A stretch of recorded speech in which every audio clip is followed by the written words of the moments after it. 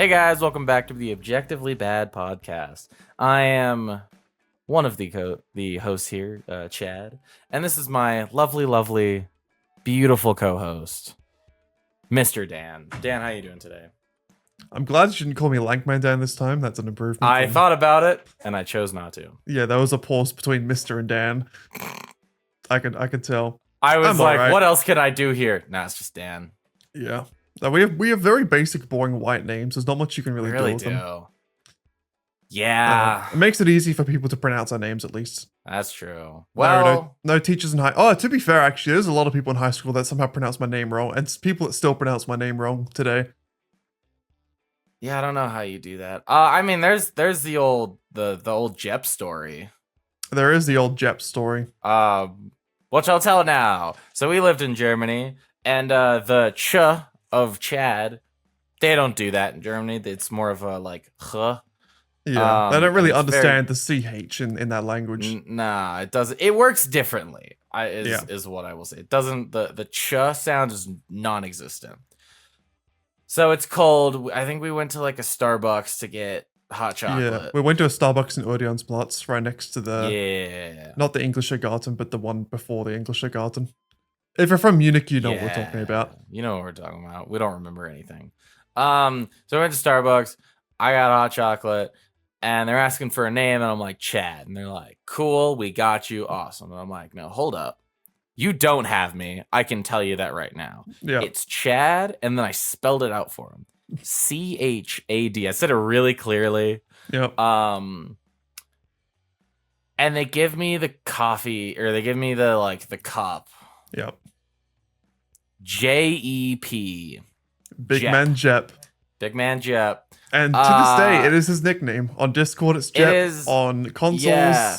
or not on the PS5 for some reason. For some reason, on PS5, No. your name is this Chad Gamer 69, which I think is funny. It's an old thing that in high school, I think PlayStation put out, like, yeah, you could change your name. And I was like, this will be funny. And then I grew up. But anyways, yeah, no, I'll use Jep as like a gamer name. When I play like Jackbox party games, like I always throw Jep on there. Yeah. I just think it's great. I understand the J from the CH because like kind of works. Yeah, but the EP doesn't. I don't. Yeah. It's like when it happened, I was behind Chad in line, and his Discord's frozen for me again, so I'm going to speak to the camera. Let's go. Can you hear me? Yeah, he's kind of back. He sounds like a robot, though. Let's go. This man needs better internet. Yeah, No, so I was behind Chad in fine. line at the Starbucks, and he says Chad. I'm like, this waiter, cashier, barista definitely didn't understand it. But when I saw JEP come out on the cup, I lost my shit. Because not only is the J not a CH, not a single word, not a single letter in Jep is the same as a single letter in Chad. Yeah. Every single thing was wrong, and it was just hilarious. I felt really bad for embarrassing the barista for getting it wrong, but it was just iconic as fuck. I loved it. I think when I got the cup, I just like grabbed it. You're just, like, took it and was close like, enough. Yeah, I was like, yeah, it works. It was hot chocolate. It worked. Yeah. So for me, I don't know why my name gets pronounced wrong. Daniel is a very common name. It's like Very common, It's in very it's in the easy. Bible. There's a lot of famous people with it. Sure. I think the most common mispronunciation of my name is like people saying like Diniel, which is really weird. And for some reason, my friends think my parents say my name like that because they have a Kiwi accent. They don't. They just, I noticed it. Okay. I've heard your mom yell at you enough that I have it ingrained in my brain, and Fair. I think I'm pronouncing. I can't Great even accent. pronounce it the way I hear other people pronounce it. I hear it mostly from like Eastern European people and people from like Interesting. Eastern Asia, like China, Korea, Japan, Southeast Asia. Huh. I had some teachers in high school that said my name like that, and a lot of like Uber Eats delivery drivers say my name wrong somehow. Nice. And I don't know how, because Daniel's a very normal name. I mean, is it just the accent? No, a lot of I've had teachers like genuinely pronounce it like very wrong. Yeah, I mean that's like very common Western name. Yeah, I don't really get it. But also you have Jep as a little nickname. Another nickname I like to Yeah. use, which is just rearranging the letters of my name, is Denial. Oh yeah. I Yeah, like yeah, using yeah. That's Denial good. as a nickname. I like in Jackbox and stuff. Denial's a good one. Mm-hmm. Always Mm-hmm. enjoyed that. Or on Kahoot back in high school. Like playing Oh, good Kahoot old with Denial. Kahoot. Great Love stuff. Kahoot. But yeah, that's just Speaking of games that we used to play, I got a question for you, Dan. ooh, good Get a transition. little intro. Get a little intro for today. Um, what do you think is the first game that you ever played that you have like a memory The of? first game that I ever played was Crash Bandicoot on the PC. Nice. Yeah, I was at That my. I is can remember it solid. very, very vividly. So I lived in a cul-de-sac back when I was young in Australia, and the house 2 doors over from me was like an older couple, and Uh-huh. their kids had already left for like jobs or college or whatever, and they had a really Uh-huh. old PC. This was like 2005, I think. So I was like 4 years old, 5 years old, 4 years old, yeah. And they had a like I think the first version of Crash Bandicoot on PC, and I remember playing that, and it was great. I think Crash Nice. Bandicoot was out by then. I imagine it would have been. You know, the only version of Crash Bandicoot I've played before, What? it's the version of Crash Bandicoot on in the little mini game that you can play at like the very beginning of the game of Uncharted 4. Get help. There's a little section of the game where you're like at home and you're like, oh, I'm gonna beat you at Crash Bandicoot, and you play Crash Bandicoot, and it's great. It's the only time I've ever played that game. I'm disappointed with you. It's such a Yeah, goated I series. know. I should play You it, should play the but remastered ones on PS5. I should. They're really I good. honestly, there's a good chance I own them because PlayStation Probably Plus do. gives you free games. Yeah, exactly. Probably So what do. about you? What was your first game you remember? It's definitely a Nintendo. It's definitely a Wii game specifically is the first one I can like Really? remember. Yeah. Well, it's like actively remember me playing. Damn. Because mine's from like when I Well, was like 4 or 5. I was like 7 when it came out. the Wii came out in 2000. I want to say 2006. I swear it's Which later is than that. not that far after where you remember. It came out at the end of 2006. Okay. I actually think maybe the first game I played was Wii Sports. Damn. Because I had a whole ass Because before I got my Wii. I had that on the PC. I had a bunch of PC games I played, a bunch of Nintendo DS games I played, and PS2 games I played. I never had a PS2 and I only got a DS later. Oh my god. And I don't know if we had a PC. Oh god. What a sad childhood. No, it's not. What a sad childhood. Oh man, I didn't play video games at the age of 3 years old. That's not like I didn't either. And I was like, probably did. I was like Probably 5 when I got my DS. I was 5 when I got my PlayStation 2. Okay, I would have been 5 when I got the Wii. It's the same age. No, Wii can't be a first console though. That's a disgrace. It was my first console. It Um, was, dude. I didn't get into PlayStation until like middle school. I got a PS3. But yeah, it was probably Wii Sports. I also have a pretty distinct memory of going over to like family's house where I was like the only one my age, and I think they're like, "What do we do with him?" And they gave me the Wii, and I played Mario Galaxy, which is a goated game. I was a Nintendo kid as a child. I was well, I You're like a Sonic RuneScape better. kid. I was a RuneScape kid. Well, I like Sonic better than Mario though. I was gonna say Sega's way better. Sonic is on Nintendo. I know. Well, it didn't used to be But- because it used to be No, it used to the be Genesis, but yeah. Yeah. And then, man, I wonder which franchise didn't win. It's no fucking Genesis nowadays. Sonic's better. But Mario. Anyways. It's unimportant. Yeah, I think it was Wii Sports, honestly. Like it's a fair game. I'm just surprised it's the It's a good first one. game. It's the first one I remember. Fair enough. I can't actively. Like, I even remember I remember there was a helicopter game on the PC I used to play. I've never been able to find it again, but there was this cool helicopter game where you press the space bar Yeah. to make it go up and down through Nice. levels. I think it was just called Helicopter Game. It was on like one of those old websites. I used to love playing that. That was great. Nice. So yeah, there's a lot of old ones I used to play. Like before, like I said, before I got my Wii, I had my PS2. One of the games, we're doing a top 6 list of our favorite games, or like Yeah, we are. they're not in an order. They're just like my favorite games of all time, and one of them is from Mhm. the PS2, from before the Wii times. So we'll get to that. Oh. So let's see if the camera will pick this up. I got a little coin here We're gonna do a fun little. I got a quarter, a U.S. quarter. There we go. Oh, I should look at the other. Yeah. There we I go. think they understand the fact you have a coin, Chad. You don't need to It's a show it. quarter. Well, it's. I have two cameras, and I was pointing at the right camera, but I was looking at the wrong camera. Also, the concept of a coin is pretty easy to visualize. It's look. Not a lot of people know what coins are. It's only in almost every currency. Yeah. Yeah. Probably. Who knows? So we're gonna do a little coin toss today to see who goes first. We are gonna discuss our top 6 games of all time. I will say this is based on games that we've played, obviously, and just games that I feel like, I don't know, we went for enjoyability. Yeah, I didn't so necessarily the go way for, like, the best games. Exactly. So the way I went for it, I did top 6 games. It's not in a list of like worst to best, just like overall our favorite 6. And the way I went at it was, I tried to pick like one game from each sort of rough different genre. I didn't pick like 5 open world RPGs because that would just be boring. So they might not be my 6 favorite games like of all time, but they're like in each category, they're games that like shaped me or I really appreciate in that category overall. And then I have some honorable mentions as well that I'll go through at the end, just briefly. Very nice. I attempted to do that. I really did. I dropped the coin. I had to pick it up. Nice. Yeah, real professional. I attempted to do that, and it kind of works. There's an amount of variability, but it's you might have a more variable. Mine's not super variable. Like there's probably about 3 or 4 on the list that are pretty obvious, and then the other ones I tried to make a bit more interesting. Interesting. We'll get into it. So we're gonna flip a coin to decide who goes first in discussing their list.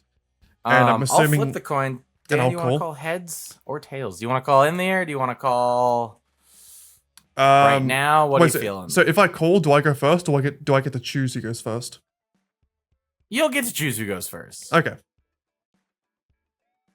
You want to call in the air? Or do you want to call right now? I'll call in the air.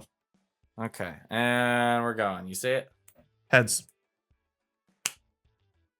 It is tails. Oh, Chad decides. Let's see if I can. We got tails. Wrong camera, but okay. Damn it. That's fine. We switched cameras today. I'm trying a different camera out, and it's throwing me off. Oh, well. I want you to go first. God damn it. You were going to pick me to go first. Yeah, I was. Yeah, that's what I thought. Oh, well. You gave me the idea. All right, go first. Give me your top 6. All right. So I think I've 6 here. I've written them down in a certain order. That's I'm gonna the goal, yeah. I'm gonna read them out in a different order than I wrote them down.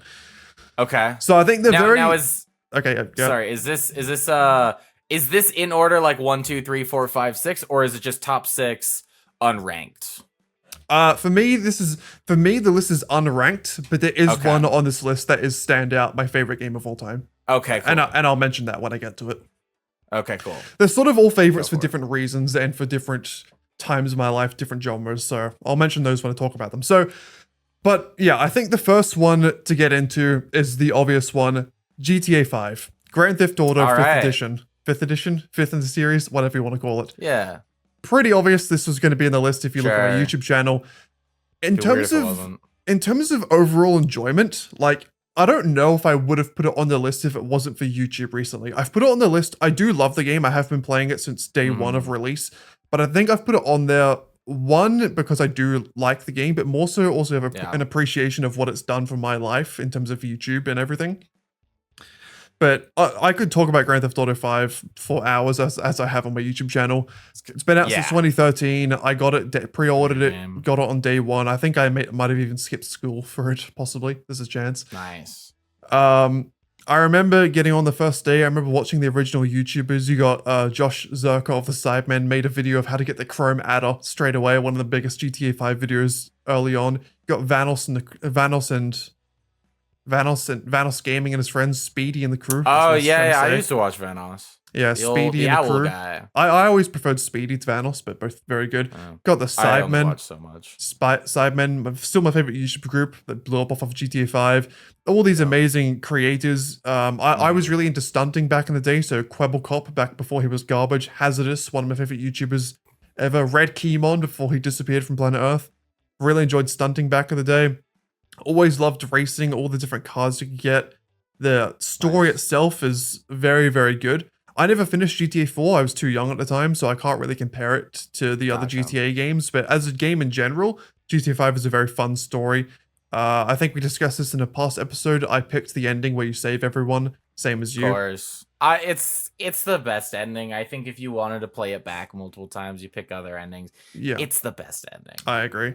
So, like, I can go into a lot more detail. I haven't played the story mode since like 2014, actually. So, I think probably. I think I played it once and was like, cool. Yeah, That's good. I'll probably go back to play it on a stream one time before a video, but That'd be fun. I'll play it before GTA 6 comes out again. But I haven't played it in a long time. I've mainly been doing the online thing for ages, and you could Yeah. argue that GTA Online is a different game to GTA 5. Yeah, to a degree at least. Kind of is. It's kind of like Warzone and COD multiplayer. They're the same thing, but a little bit Yeah. different. But I really do like GTA Online. I think it gets a much worse rep than it deserves. I think there are definitely issues with the game. Like, for example, like we discussed in the other episode, there's an issue with the money system and the grinding system. Yeah. It's very difficult to Yeah. have fun without having to grind or spend money in the first place. Yeah. The player base is sometimes very toxic, but you get that with any large online multiplayer game. So Sure. it's not any worse than like a League of Legends or like a Call of Duty or an Apex. So Mm-hmm. I think it gets a lot more hate than it deserves to, especially I see on Twitter so much now, people saying like, oh, GTA 5's overrated. GTA 5's not actually a good game. I'm like, shut the fuck up. It's one of the best games ever made, objectively. It's one of the pretty highest good. selling media franchises ever now. It's a great game. It deserves to be in the list. Like I said, All could right. talk about it more, but I've discussed GTA 5 Sure. a lot. All right. We Number one. we had an episode about it, so We had a whole episode about I think that's all I need to talk about there. what's the next on your list here, Dan? What do you Next got? on my list, I think I'm going to go for my favorite Call of Duty game of all time. So before I get into choosing which game it was, Call of Duty up until the past few years was my favorite franchise by far. Okay. From Modern Warfare 2 all the way up to the recent Modern Warfare 2, which I played for 2 hours and never touched again. I've played every single game a lot. I think into most of them, I have at least about 300 hours plus in each individual game. Some of them probably close to the 1,000-hour mark, specifically like Black Ops 3, Black Ops 2, MW3, probably have close to 1,000 hours. I think Call of Duty was the shooter for the longest time, and it's really fallen off now. I don't even play the games anymore. I couldn't care less. I haven't played in a while either. It's quite sad to see because they're just kind of garbage now. But my favorite Call of Duty of all time is Modern Warfare 3. Ooh.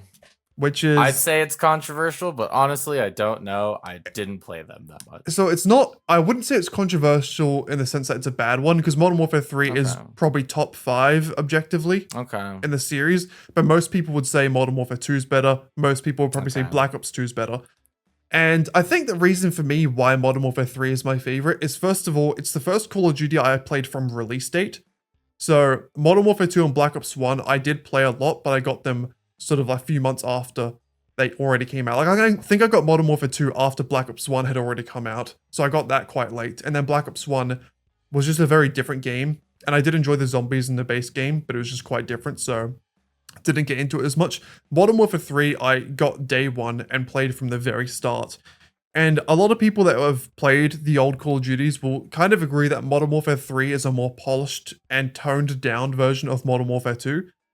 So Modern Warfare 2 is known as being this crazy game, glitches, kill streaks everywhere, people dying from stupid shit all the time. Modern Warfare 3 had that, but it was a lot more toned down. So it was a lot less crazy shit, but it was more consistent. And I think Modern Warfare 3 also leveled up in terms of like, I still think to this day Modern Warfare 3 has the best DLC in COD. Because one, it wasn't free, but the stuff you got for it was really, really high quality. It was the first Call of Duty to introduce a 2v2 and 3v3 game mode called Face Off. That's fun. Nice. Which yeah, was really Face Off good. is great. It's the first COD to introduce that. It had the Infinity Ward version of Treyarch's Zombies, which was called Survival Mode, which hasn't really made a comeback yet, but Survival Mode in Modern Warfare 3 was really, really fun. So yeah, Modern Warfare 3, my favorite Call of Duty of all time. Great game modes, great story. Some would say it's the worst out of the 3 Modern Warfare storylines. I think it's probably my favorite. It's close between Modern Warfare 2 and Modern Warfare 3. It's very, very close, but both are very, very good. And it is the best trilogy in COD. Sorry, Black Ops fans. It is better Dang. purely because Black Ops 1 is not as good of a game as Black Ops 2 and 3, and Black Ops 3's story is probably the worst in COD history. Like the main story of Black Ops 3 could be the worst ever. So that kind of it's really bad. Wow. So that it's not even related to Black Ops 1 or 2. It's kind of just like this weird mangle jangle of sciencey sci-fi bullshit, and it's not very good. So Modern Warfare, the best trilogy. Modern Warfare 3, my favorite of the 3 games. It's also the one I played the most. In Modern Warfare 3, it was the first game to introduce prestiges past Prestige 10, so you could go up to 20. My account currently sits on Prestige 17 or 18, I think, which is it's pretty high.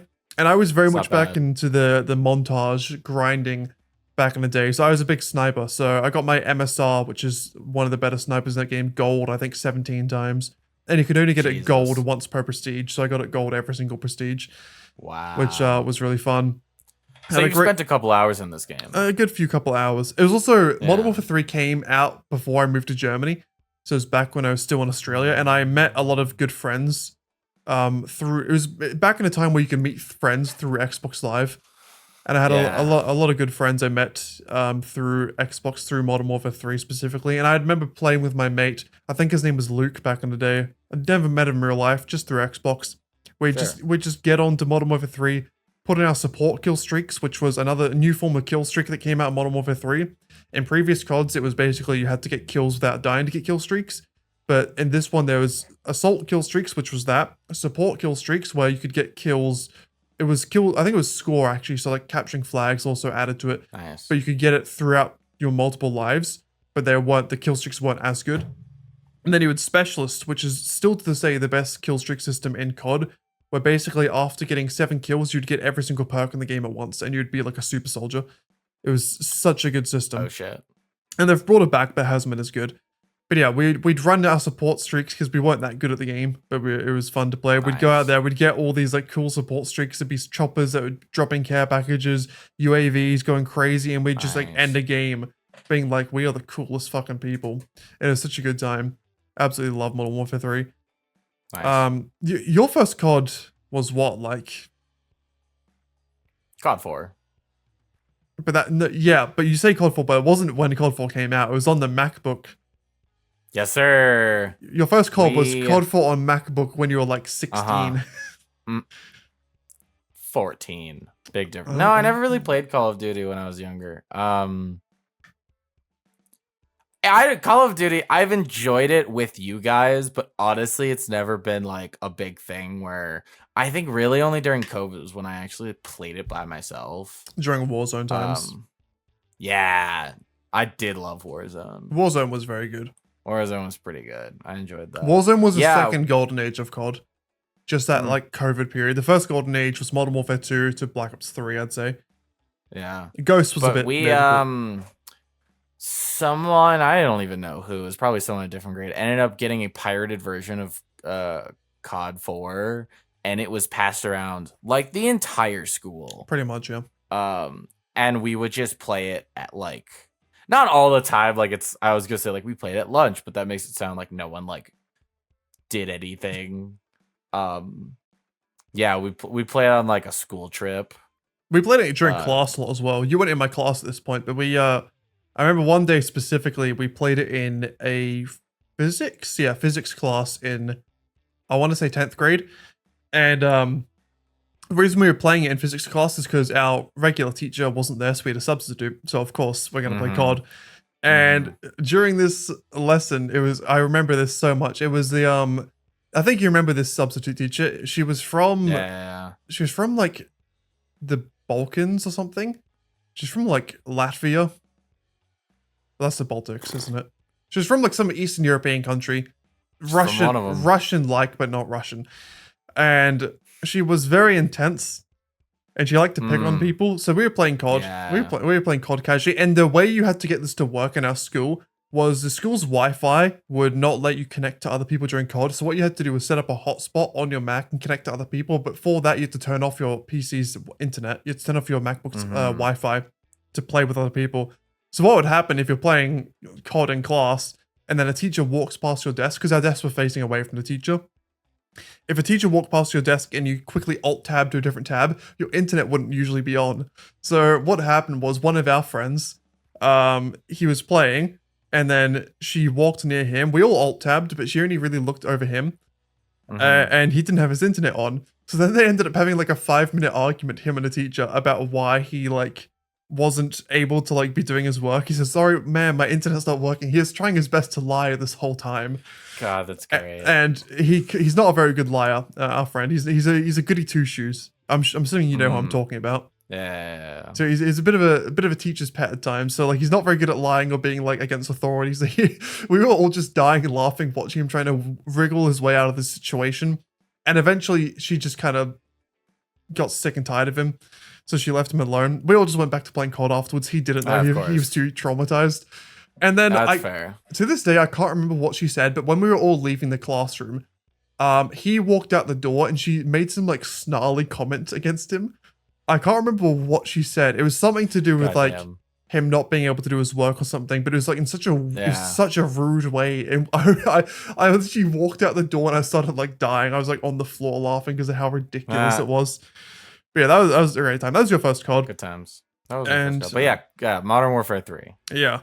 So I think I've said pretty much all I need to say about it. I think the only thing about Modern Warfare 3 that makes me sad is that it hasn't been remastered.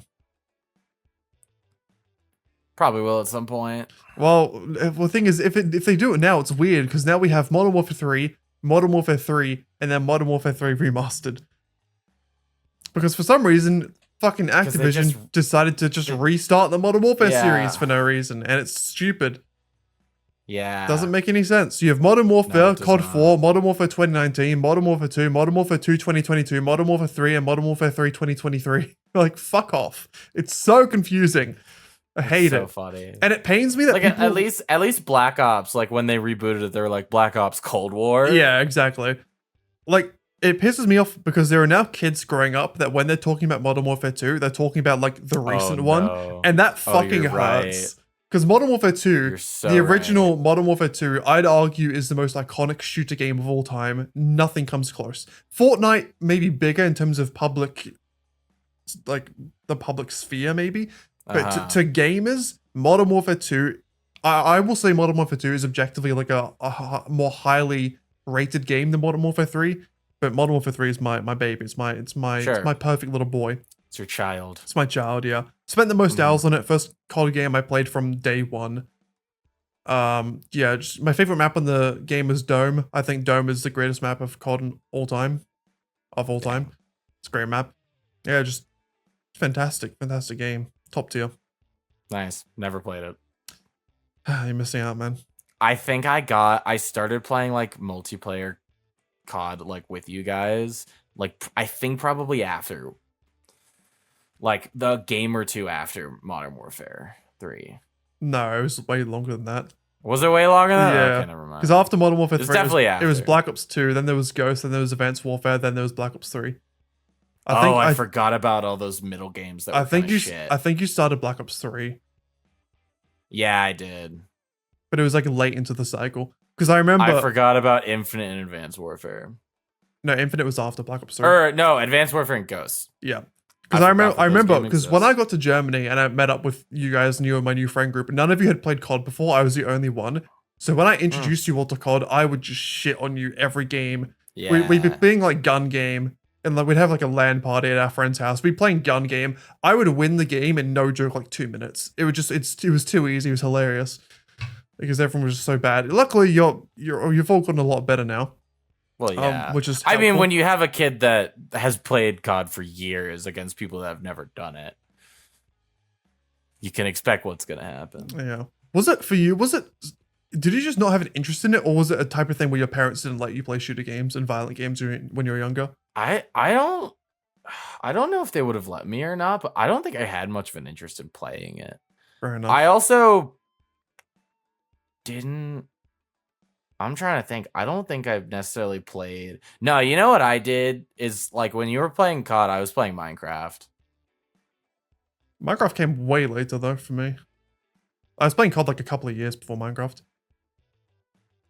I mean, I also just like I had a Wii, so I didn't have a way to play COD. COD was on the Wii. Yeah, but it was really shit on I know, but it was technically on there. It is technically on there. Yeah. No, actually, quick little side note. My first COD game was actually Black Ops 1. The first time I played COD was at my friend's house. I played Black Ops 1 with him. And then from that, I told my parents I want to play it, and they bought me Modern Warfare 2. That's how I started. Because I was just thinking like how I started playing COD, and that's how I started. Yeah. Wow. Yeah, because my friend at the time, his dad was a really big not even CS:GO, Counter-Strike Source player, and I played Counter-Strike Source before COD as well. So massive into shooter games, that family. So yeah, that's all right. What's the third one on your list here? So I've gone through Modern Warfare 3. I've gone through GTA 5. What do I want to go for next? I think I'm going to leave my favorite to last.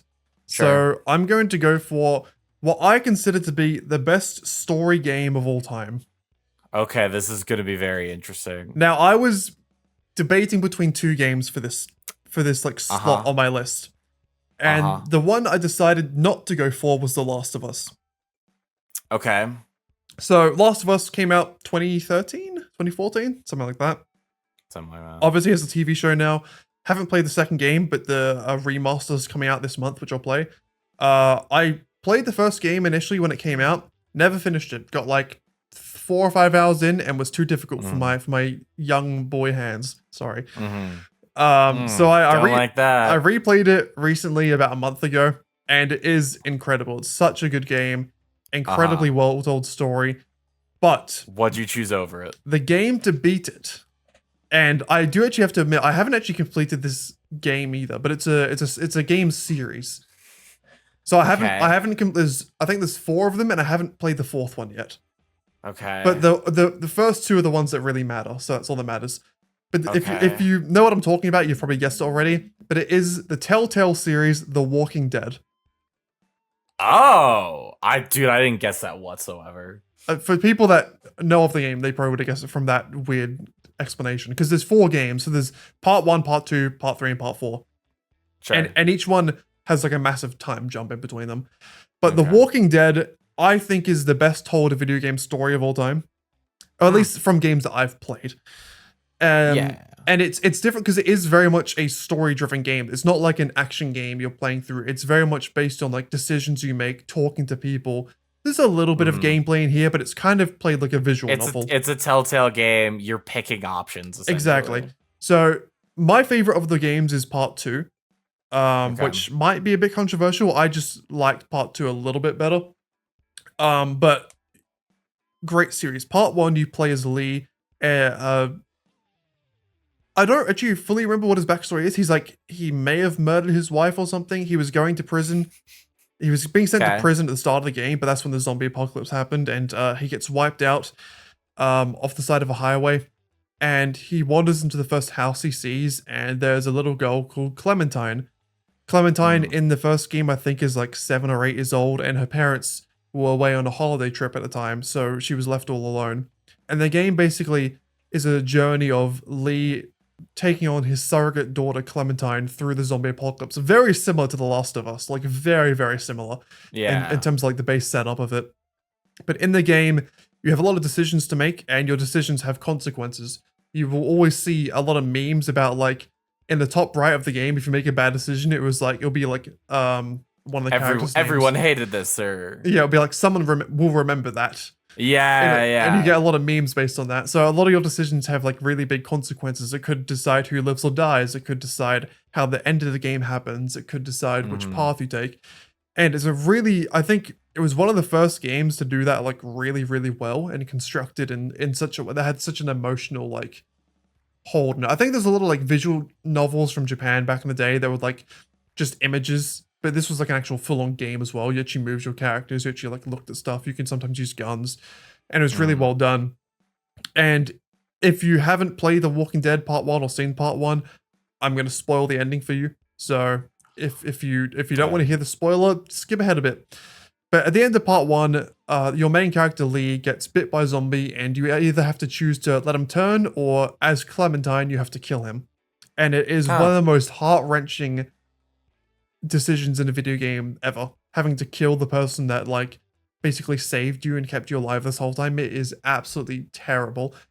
And everything that builds up to that moment is so sad as well. Like when you're walking through the city, you actually see Clementine's parents turned into zombies as well, but she doesn't see them. Damn. You have to hide her from that.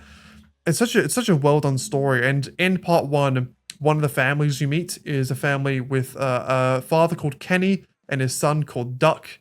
Weird name for a kid, I know. Great name. And his wife that I can't remember the name of, not that important. But in part 2, which is my favorite part, I think it's like a 3 or 4 year time skip. Clementine's now like 11 or 12, and she's alone. She eventually finds a group of survivors. Things happen, and eventually they end up going to a ski loft. Is that the right word? Ski loft, ski cabin, Loft? cabin, Probably. something. They end up going to a ski cabin, and they meet another group of survivors. And in the group of that survivors, you find Kenny, who you thought was dead, based on what you saw in the first game. So when you see Kenny again, it's like the most warm, fuzzy feeling in the world. You're like, finally, someone you recognize. And Kenny's a damaged man, a very damaged man. His son was killed. His wife was taken from him.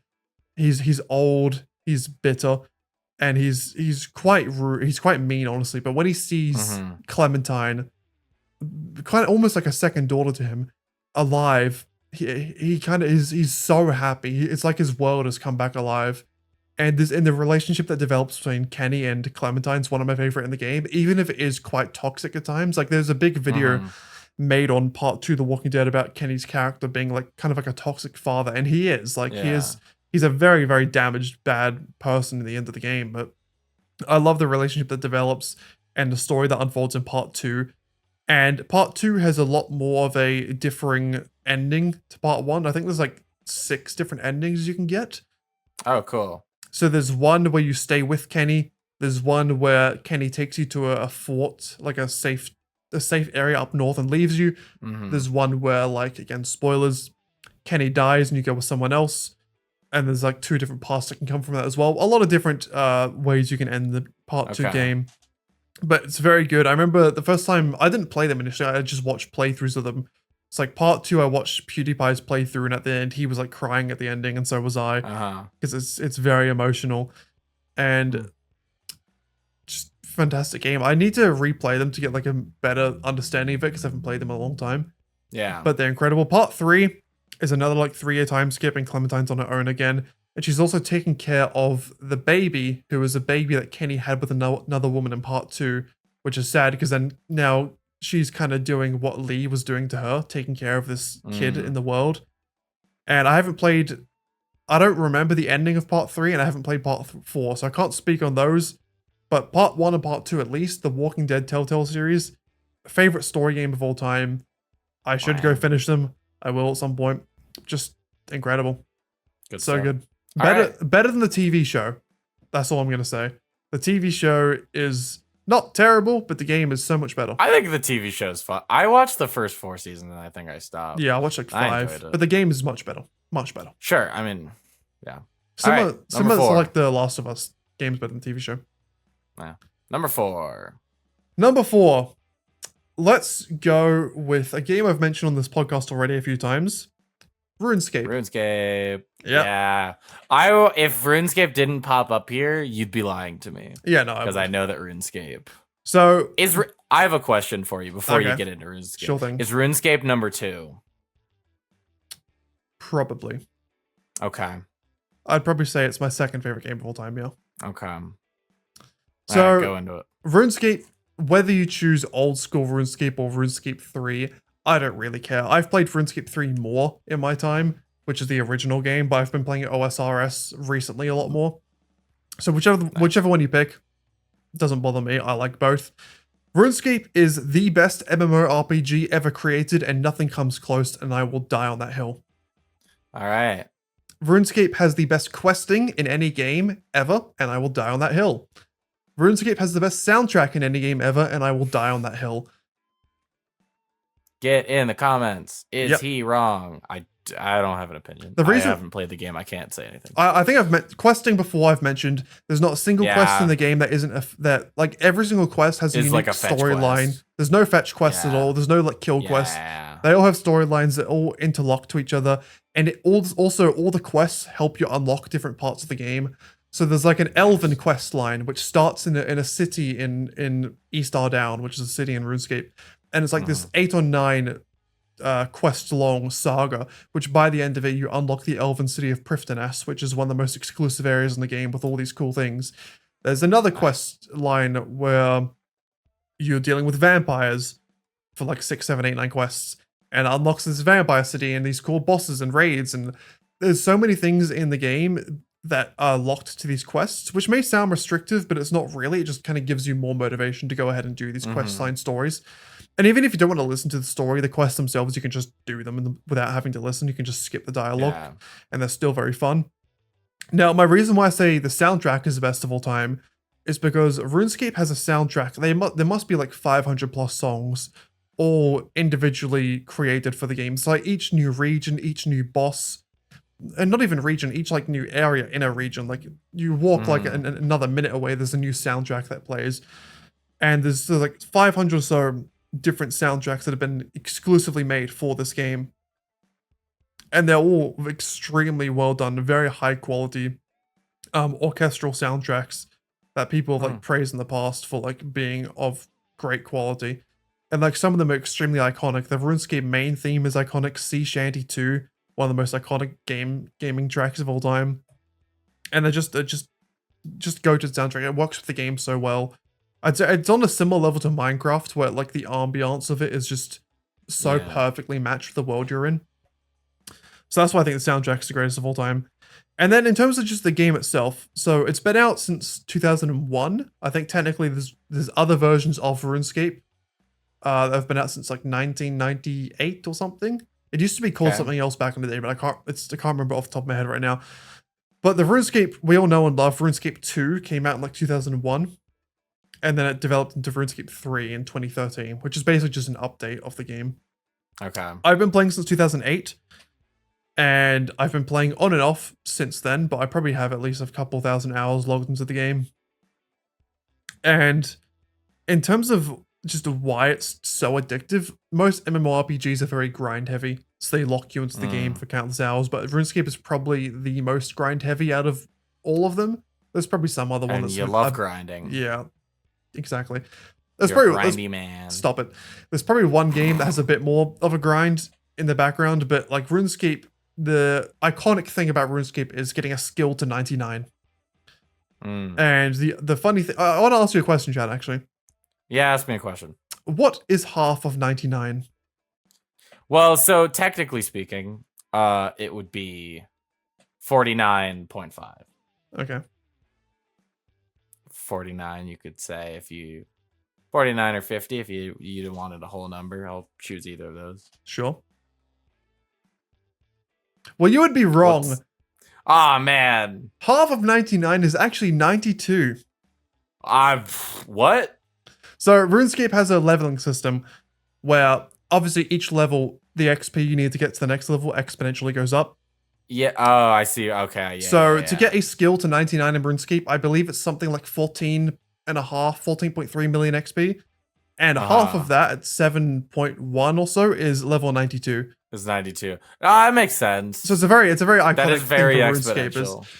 And there's a bunch of skills. You got attack, strength, defense, range, magic, prayer, slayer, summoning in RuneScape 3, not on old school RuneScape. You got woodcutting, fishing, cooking, fletching, rune crafting, herb lore, agility, hit points. You got it all. Crafting, hunter, construction. In RuneScape 3, you got dungeoneering, divination, necromancy now, which I haven't played yet. You got all these different skills you can get to 99. They all have different things that you can unlock them with. You have a bunch of different items related to them. You have the greatest bossing you could possibly imagine. I'm shit at the bossing, so I haven't really done it that much, but you have great bossing in RuneScape. And it's very unique compared to a lot of other MMORPGs in the system that works. It's a tile system, as I mentioned in a previous video. Yeah. And you just use your mouse to click to move. So you click there, your character moves there. Click there, your character moves there. If you want to attack something, you just click on it. When I do something, you just click. Yeah. It's all just clicking. I get it's a lot of clicking. So the combat, especially in Yeah. old school RuneScape. So RuneScape 3, the reason why it's called RuneScape 3 is because it had a giant combat overhaul, where it kind of is more like a lot of other games now. We have like a skill bar and a bunch of different skills and abilities you can use. In old school RuneScape, you have your weapon, and sometimes with that weapon you have a special attack, and that's it. That's all you got. Dang. So like the combat in old school is literally click on a thing. Sometimes use a special attack. You have to prayer flick, which is a system where like you have different prayers that can like protect you from things or give you stat boosts during a thing, and you have to try and use them at the right times to not get killed or to like maximize your damage. You can also switch weapons and switch gear mid-fight. So if there's a boss that is weak against magic, you use magic, and then suddenly he turns to being weak against melee, you switch to using a sword. And it's a lot of cool. juggling all these different things with the combat, which is a really unique system compared to a lot of other games where it's like class-based, because RuneScape isn't really class-based as much. Like sometimes in some events you have someone who's like has like this role, but it's mostly very like free-flowing, which I really appreciate. And then on top of that, you got this amazing world of Gielinor, which is the main map of RuneScape. You got some of the most iconic cities in gaming, Lumbridge, Varrock, Falador, which if you know, you know. And it's been... I'm disappointed in you, Chad. I don't know. I literally only know about RuneScape from you. Fair enough. And if you haven't played it, go play it. The only thing I will say about RuneScape is that it is very outdated graphically, but that's like a conscious choice they've made. RuneScape 3, they've actually updated the graphics a lot. Old school looks like it was in 2007, but I think that's why people like it. It has a very nice charm to it that a lot of other games don't have as much anymore. Well, that's a generalization. Well, I mean, like it's a different type of charm. I mean, like games from that time, most of them have updated to look like new. Like if you look at like a World of Warcraft, it still looks older, but a lot of games have like updated their graphics to stay with the times. Old school has stayed. Where RuneScape has just stayed the exact same. Which I do like. Even like Minecraft has changed its look so much over the years. Yeah. And I prefer the old look of Minecraft, for example. Fair enough. Yeah. So got any questions for me? No. Number 5. Chad, this is a podcast. You can't just sit there and. You talked for 10 minutes. I don't know what you want from me. I don't have any questions. This is disappointing. I'm gonna ask you questions. I'm sorry. Okay. Wow. I don't. You said a lot of things. I don't really have any questions to ask. Damn. This is sad. This is sad, guys.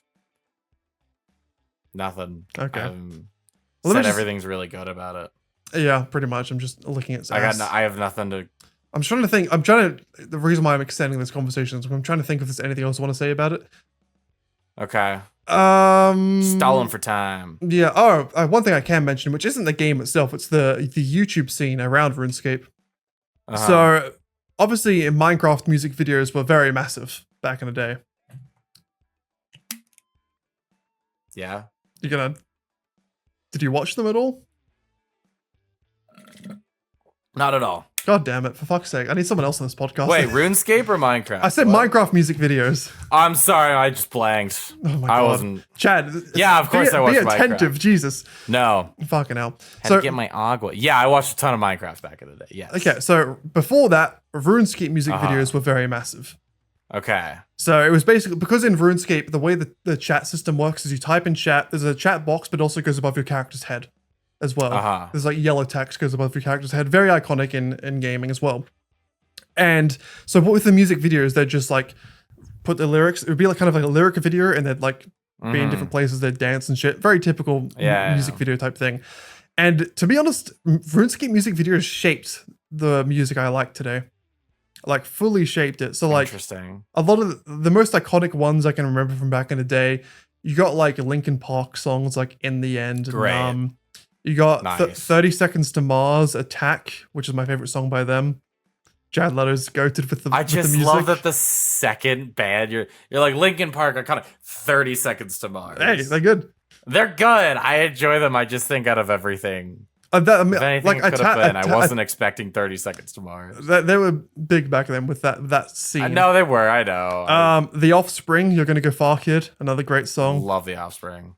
Off the top of my head, Breaking Benjamin, Diary of Jane. Yeah. You had a bit of Green Day in there, American Idiot, of course. Of course. But a lot of that type of music in RuneScape music videos that really shaped my music taste as a kid and to this day, which I really appreciate. But also the similar, I'm assuming you also may have watched Minecraft Machinimas back in the day. I think so. Like kind of like the animated series, like spoof series. Yeah. So in RuneScape, It's been so long, so Fair. I'm gonna say yes, and I'm not gonna remember it. Okay, fair enough. So in RuneScape back in the day, they had RuneScape. I don't think they were called Machinimas, but just like RuneScape series. It might have been on Machinima, which is an old YouTube channel for you, those of you who don't know. And another thing about RuneScape that I really love is the lore behind the game. I think it has some of the most interesting and in-depth lore in any games. So like very typical thing like gods, deities, blah blah blah. But there was a RuneScape series. I can't remember what the name of it was called, but it was basically following the story of the main 3 gods. So in the RuneScape world, there were 3 gods called Saradomin, who represented good, Zamarok, who represented evil, and Guthix, who represented neutral, or like Interesting. casual. The gray in between, kind of. He was green. Saradomin was blue, Zamarok red, Guthix green. And it was basically a series of following these gods, but it was like very spoofy. It was like Guthix was like a fucking moronic idiot that couldn't like do anything except shout his own name and hit his head against walls. And then Zamarok and Saradomin would just fight all the time. It was like a sitcom with like RuneScape characters. Okay. And it'd be like, so it was basically, it started off with like there being nothing.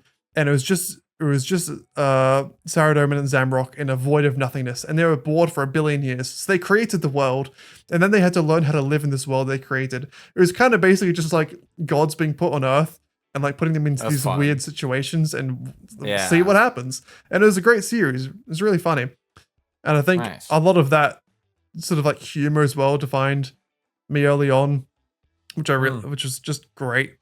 Like the early memories of RuneScape are some of the most like fond memories of gaming I have. The first time killing a goblin in Lumbridge, like getting membership for the first time and crossing the wall. Oh, shit goes off. Man's about to just like finish it. Like God, it's just such a good game. RuneScape. Yeah, and actually, RuneScape itself was actually how I found out about Minecraft. Makes sense. So. Not actually on a RuneScape, weirdly enough. It was on a RuneScape private server, an RSPS, if you will. So that's what you used to call them, RSPS. If you will. So quick little introduction to the RuneScape private server world, if you didn't know. So RuneScape's great. The issue with RuneScape for a lot of people is that it was a massive time commitment because the XP rates are it took so long to get XP. So there was a bunch of RuneScape private servers that opened up. Some of them, like Dreamscape was called one of them. Skillscape, another them, just a lot of stuff. Rune PK. Yeah. And I used to play on a lot of these private servers because they had like 10 times XP skill rates. So you could get 99s really quickly. Some of them had it so you could spawn in items and just go fight people. So I was on one of them and I heard someone saying like, oh, I'll trade you my RuneScape account for a Minecraft account. I was like, oh, what's Minecraft? And then I play Minecraft. So interesting. That's kind of cool. Kind of cool. Yeah. All right, Dan. Number 5. What do we got? So I think out of everything on the list, this placement was the most difficult one for me to figure out. So this place on my list, this spot on my list, I wanted to dedicate to a childhood game. Now RuneScape is technically a childhood game, but I mean earlier. Okay. Like something old school, PS2, DS, something that really meant a lot to me. And I was having a really tough time deciding. Okay. So I'm going to go through a few of the honorable mentions for this spot that I didn't actually pick. So, things that I didn't pick in this spot include Pokemon Diamond, my first Pokemon game. Good game. I'm playing Pearl right now. Oh, nice. Great game. Should have picked. Yeah. Should have gone Platinum. Pearl was on. Platinum's like objectively a better version of Diamond and Pearl. I just prefer Diamond because it was my first one. I'm playing like a remastered version on the Switch, and Pearl was on sale. Fair enough. Oh yeah, that one.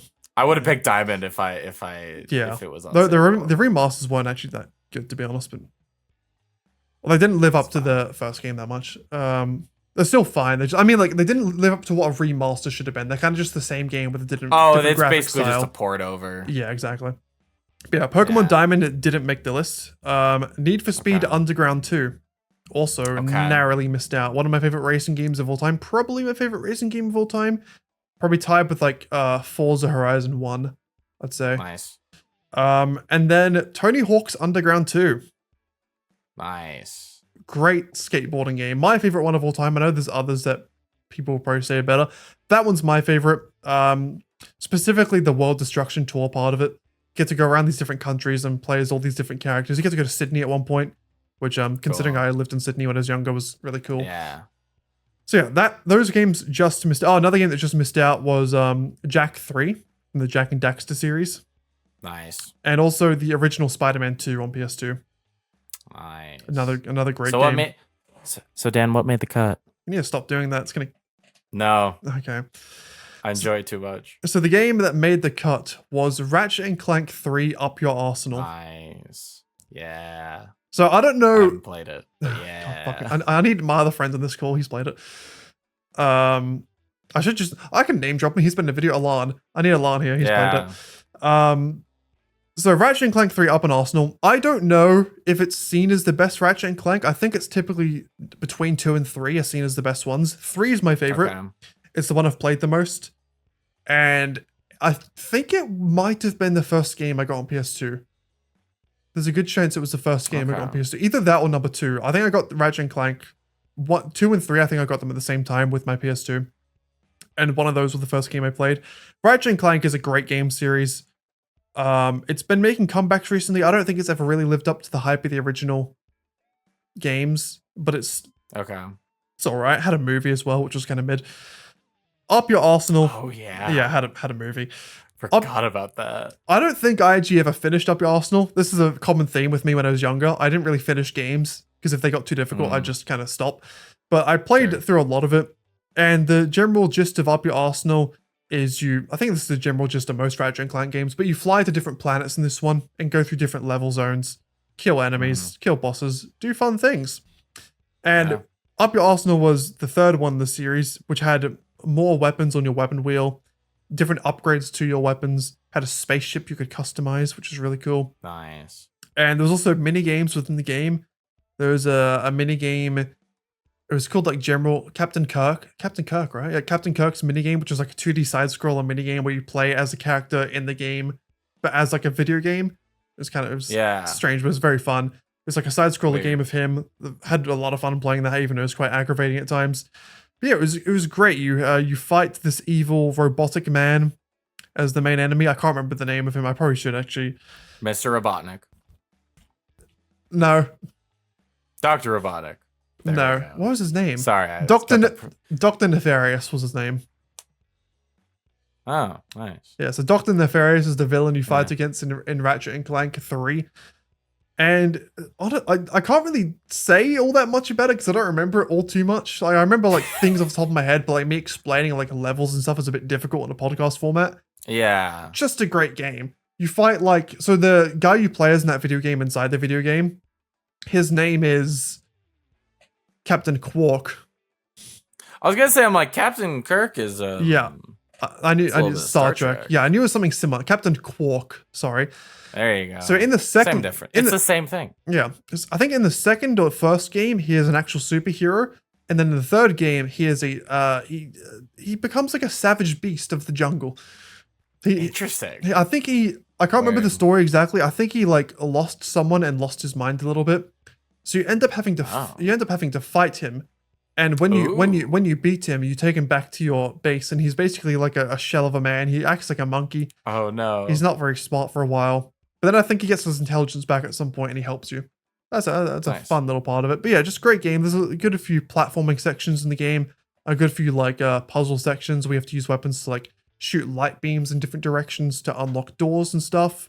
Mm-hmm. A lot of stuff like that. Just a very nice classic PlayStation 2 game that I think Nice. is very highly rated by a lot of people. It's one of the best series from that time on PlayStation 2. Has a 9.6 on IGN, 8.8 on IMDb, 91% on GameFAQs, GameSpot, whatever that is. Released in 2004. So Nice. just iconic game. I wish I could talk about it more. I need to go replay it at some point. I need to see if they have like a PC port or if it's on PlayStation 5 maybe. But yeah, that is my I have number no 5. idea. All right, Dan. Let's get number 6. What you are claiming is your favorite game of all time. Yes, Chad. Let me drink some water because my throat's hurting from Sure, licking yeah. the balls of all these games. I mean, yeah, that's probably the best way to describe it. So, if you've tuned in to my YouTube channel or this podcast before, you probably know what's coming. My favorite I have game. a feeling I know what's coming. My favorite game of all time, the best video game ever created in the history of the human era. The eldest. There's no doubt about it. Yeah, there's not a single doubt about it. The Elder Scrolls V Skyrim. Yes, sir. Come? Why did I say come straight away? Come. Yep, it came out on 11/11/11, the 11th of November 2011, and to this day, not a single game has lived up to Skyrim in terms of quality. And also in terms of bugs. Yes, the bugs make the game though. So this is my argument. Feature, not a bug, baby. Exactly. So obviously, I'm being a bit over the top. There have been games that have come out that have been better than Skyrim. Obviously, it came out in 2011. You can't expect a game in 2023 to not be better than it. Like Elden Ring's better. The Witcher 3 is probably better in some ways. But for its time, and the fact that we can still talk about it, nearly 12 years later, as being one of the best open world games. Yeah, one of the best open world games is a testament to how ahead of its time and how good it is as a video game. Now, there are a lot of Elder Scrolls purists that will say Morrowind or Oblivion is better. And to those people, I say, shut the fuck up, you hipsters. Just appreciate what Skyrim is. Because hipsters or boomers, it could be either. Yeah. Skyrim is often criticized for being too catered to the mainstream. So a lot of like more hardcore RPG players will be like, oh, there's no classes in it. And I'm like, brother, it's more fun when there's no classes. I don't want to get shoehorned into a fucking decision and then can't change it later. I love the fact that for 70 hours I can play as a stealth archer and then decide to be an illusion mage at the end game. It's fucking great. So Skyrim has... Okay, the one downfall of Skyrim, I will admit to straight away, the main quest line is kind of mid. It's not, alright. It's not anything special. But the thing that makes Skyrim good isn't the main quest line, it's literally everything else. Yeah. The side quests, you got the Dark Brotherhood, you got the College of Winterhold, you got the Thieves Guild, you got the Companions. 3 DLCs. One of which is building houses, but 3 DLCs. You got the Dawn's Die, which you can join. The Volkire clan, which is a vampire clan. You got the Dragonborn DLC, which adds in a new island. Fun fact: I have not ever completed the Dragonborn DLC. And you should. Yep, it's great. I know. You should do it. It's my favorite game. I've put in over 1,000 hours. I think that battle is like one of the toughest fights. Yeah, I know. I never completed it because it was too difficult when I was younger. But yeah, so you got all those different side quests. Like I said, RuneScape I think is the best questing in games. I think Skyrim is up there right after it. I think the amount of different intertwining storylines, interesting little like random side quests that like don't have any meaning to the great story, but just so fun to do. Like there's a quest in Skyrim where you drink with a guy called Sam Guinevere, who ends up being a Daedric Lord, who's a demon of the Elder Scrolls universe. And you wake up hungover in a random place, and you have to backtrack your steps and figure out what the fuck you did. It's basically the Hangover movie, but a quest. It's great. It's fun. Yeah. And then all the different enemies you can fight. You got the dragon priests, so you can go and hunt all their masks, which I did when I was younger. You got the dragons in general, which can be a pain in the ass at times, but a nice, fun addition to the game. You also got the political war going on. You can choose which side to be a part of, either the Imperials or the Stormcloaks. Dan, I have a question. Yep. What side did you pick? Or did you flip-flop? I flip-flopped. So when I was younger, I picked the Imperials. Okay. And now I pick the Stormcloaks more. I almost always did the Stormcloaks. Yeah. I think I've done the Imperials once just to do it, but it was like years after I started playing. I think the reason why I did Imperials initially is because when you first exit Helgen, which is the starting town, you get to choose to go with either Ralof or Hadvar. And I always picked Hadvar because he was closer to you. And he is an Imperial, so I just went Imperials. Yeah, but over time, I like Stormcloaks more, which is maybe bad because they are very racist, but also they're not elves. They're both kind of bad. Yeah, they're not great. Neither option's great. But like the reason I like the Stormcloaks more is because they're trying to fight for their homeland, and I respect that. Yeah. The Imperials are invading, but also the Stormcloaks are like hella racist. Yeah.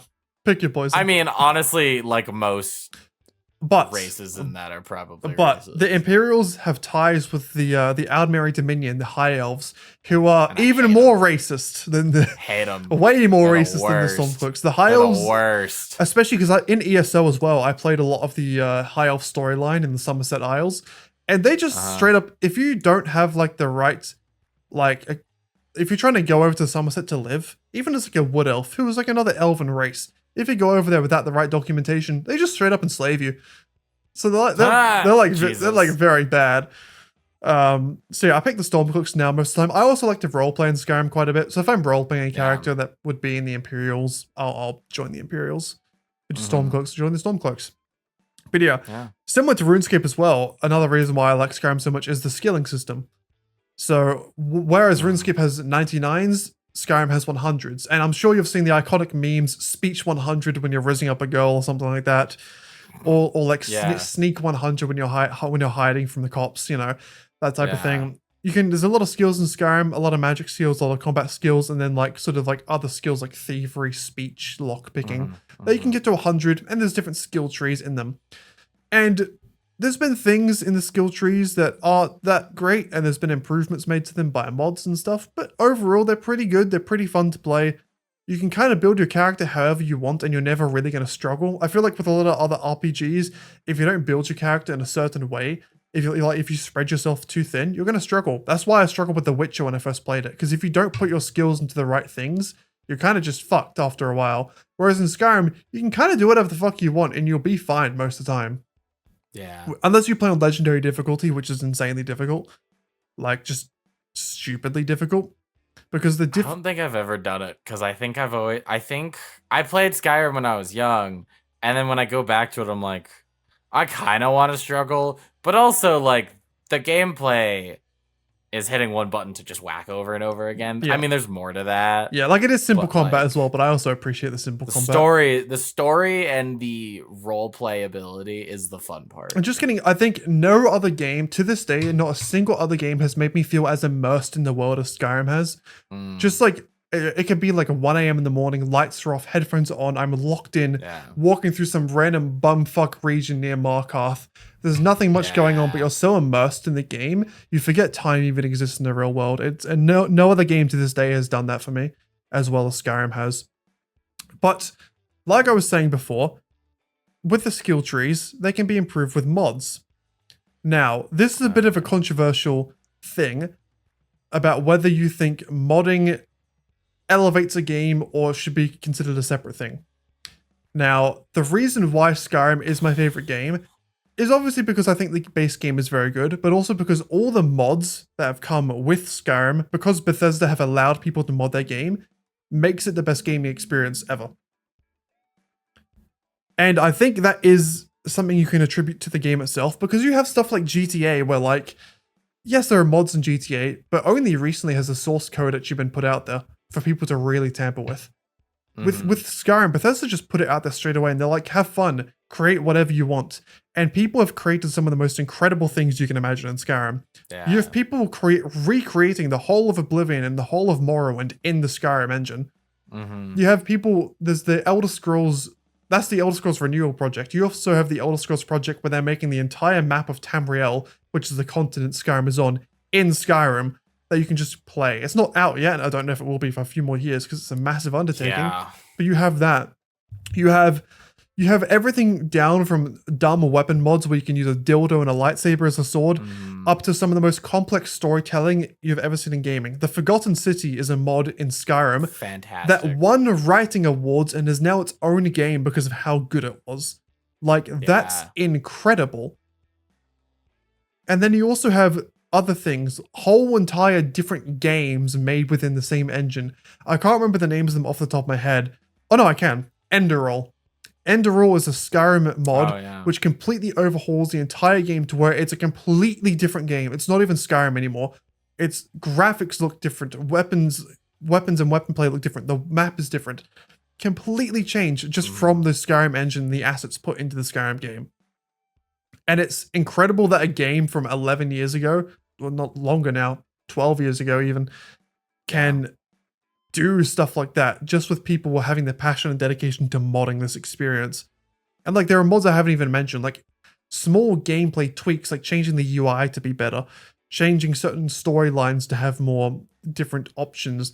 The fact that there's a character in one of the DLCs who you can't marry, but with a mod you can marry her, so it's based as fuck now. Like there are so many good things that modders have brought to Skyrim that have elevated it to being the best game ever, that wouldn't have been possible without that modding capability. And you look at other games, you look at, like I said, GTA, you look at The Witcher, all these other open world games, sure, they have mods, but none of them even come close to what a Skyrim or even an Oblivion game has. And I think that's why they're so fun to play, they're so replayable, and why it's the best game of all time. Yeah, Skyrim's pretty damn good. Dan, can I be honest with you? Can I be completely open my heart to you? No. I'm gonna go piss. Oh. And then I'm gonna fill up my water. Okay. Cool. Should I get into my my top 6 then? Or do you have anything else? I think you just finished. I did just finish in the bathroom. Nice. Sorry. God damn it. Look, you talk about Skyrim for so long, it's gonna get you. Honestly, yeah. You're not wrong. Also, I have one more point about why Skyrim's the best game of all time. If Skyrim wasn't the best game of all time, why would it have been remastered as many times as it has on every single different console you can possibly imagine? Because Bethesda is lazy and doesn't want to make Elder Scrolls 6. No, because they know everyone wants keeps it. Putting out No. It's because they know everyone wants it. My coworker recently got a Switch at like a game store, and he bought like a used one, and they're like, "We'll throw in Skyrim." Yeah, baby, let's go. He got it on the Switch. It's great. I'm excited for him. I don't think I think he played it, but like not a whole lot, and like a decade ago. Yeah. All right. I actually think I have almost an entirely different list than you. I'm not surprised. Yeah, I'm not surprised either. What do I start with? Yeah, what's your okay? Let me pick. So you have a list written down of 1 to 6. I'm gonna pick a number. I actually don't have it 1 to 6. I mean, you physically have it written down. Oh, like yeah. I'll just pick. a number. Give me a number. Number 3. Just don't give me. Okay, cool. Number 3 is Skyrim. Perfect. Let's go. Let's keep it going. Yeah, perfect. Let's keep it going. You know, I'll see whatever I can talk about, whatever I can input about Skyrim. Yeah, I mean, Skyrim's the same for me. I love that game. It's so fun.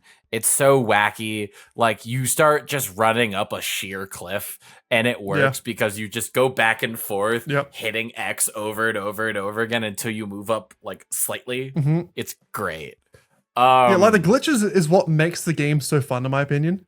I love it because they're, for the most part, I'm probably wrong. I was gonna say, for the most part, glitches are not game ending. No, they're a little bit, but there's also like you just go back a save. The majority of so many saves. The majority of the bugs and glitches in Skyrim are only there if you want to find them. Like there's a lot of things in Skyrim where like, you can get out of the map and get like a secret chest to get like a bunch of items. Yeah, but you don't have to do that if you don't want to. Like, you don't have to break... If you want to play Skyrim like a normal game, you're probably not going to run into many glitches. You'll run into a couple. I think at one point I started playing, because of course I have multiple versions of Skyrim. I started playing it on Steam, and I played the remastered version. Honestly, I prefer the original version. Just because all the mods are there. Because they made a remastered version, and the mods didn't port over. Which because there's 2 remasters. There's 2 the first remaster. The first remaster has a lot of mods now. They have most of them. It does now. I played it like a year or 2 after it came out. So okay. No.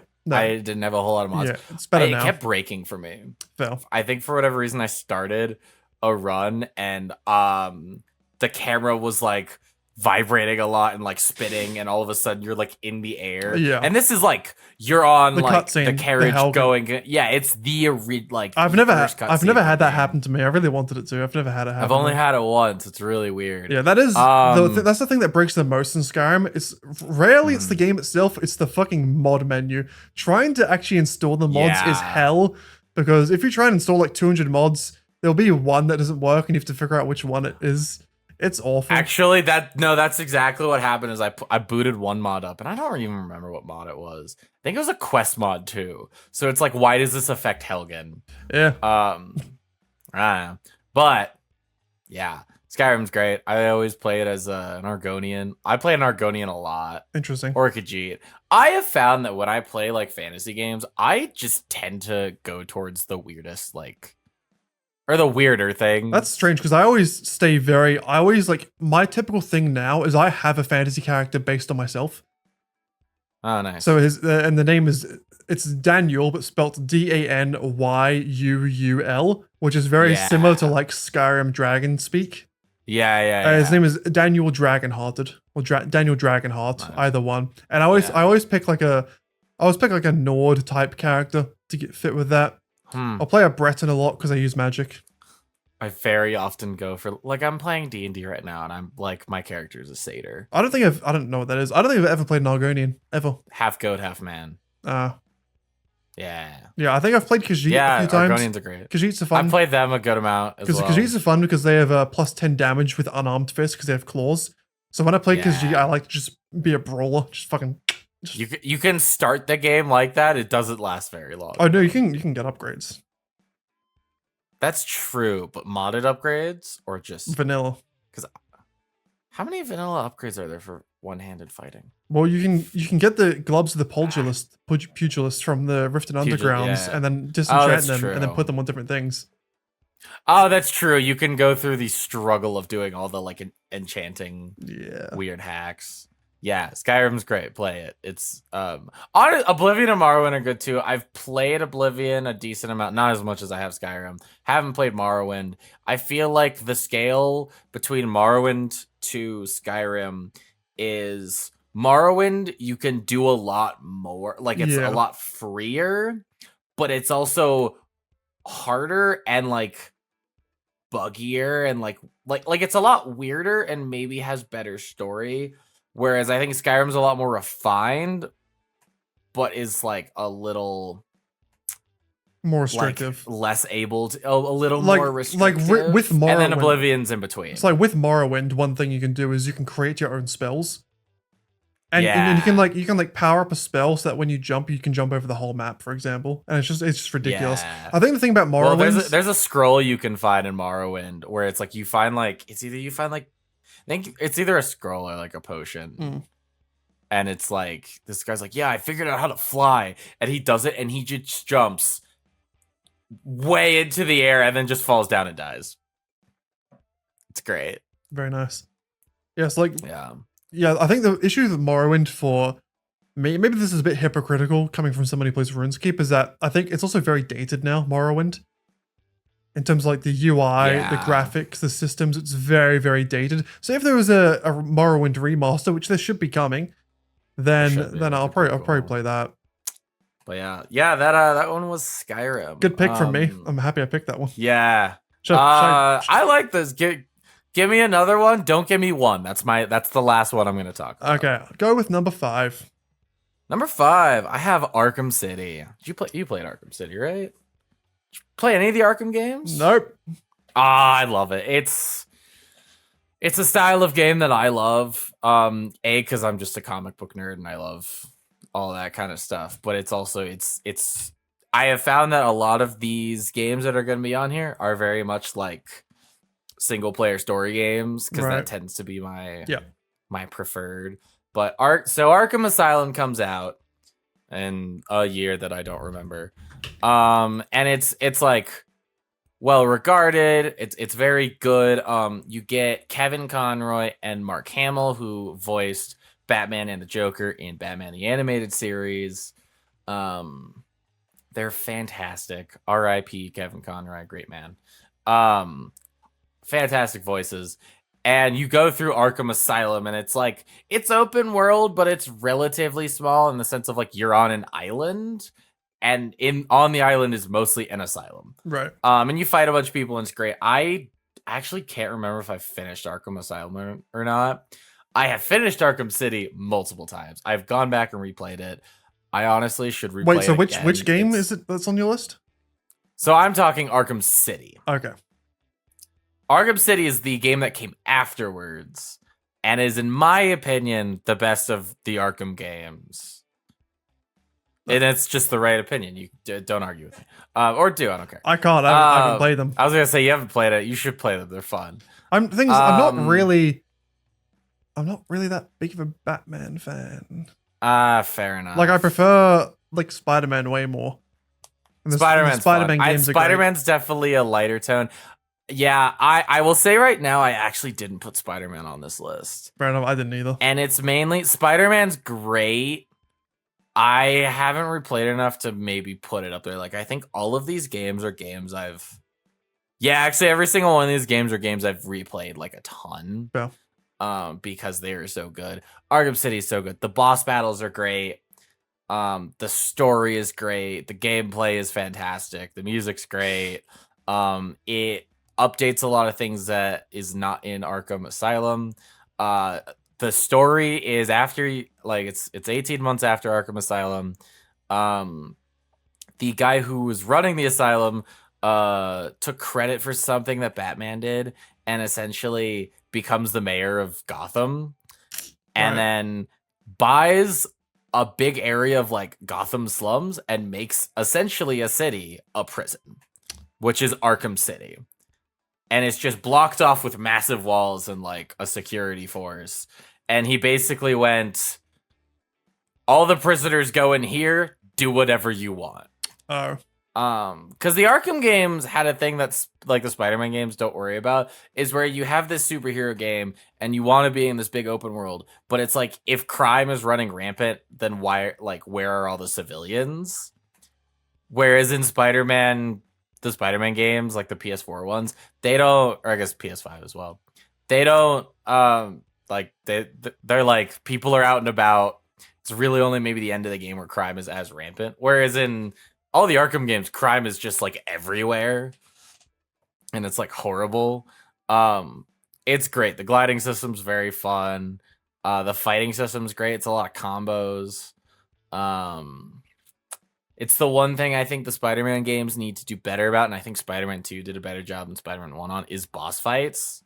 The boss fights are so good. One of the best boss fights. Sorry? I was going to say, I think the Spider-Man 2 boss fights were really good. Spider-Man 2 boss fights were good. I still think Arkham City might beat him. Fair enough. One of the best boss fights, maybe even in video game history, is the Freeze boss fight. Mr. Freeze? It's great. Yeah. But Chad, what about the Alduin boss fight? It's something for sure. It's really easy. You know why I like the Alduin boss fight?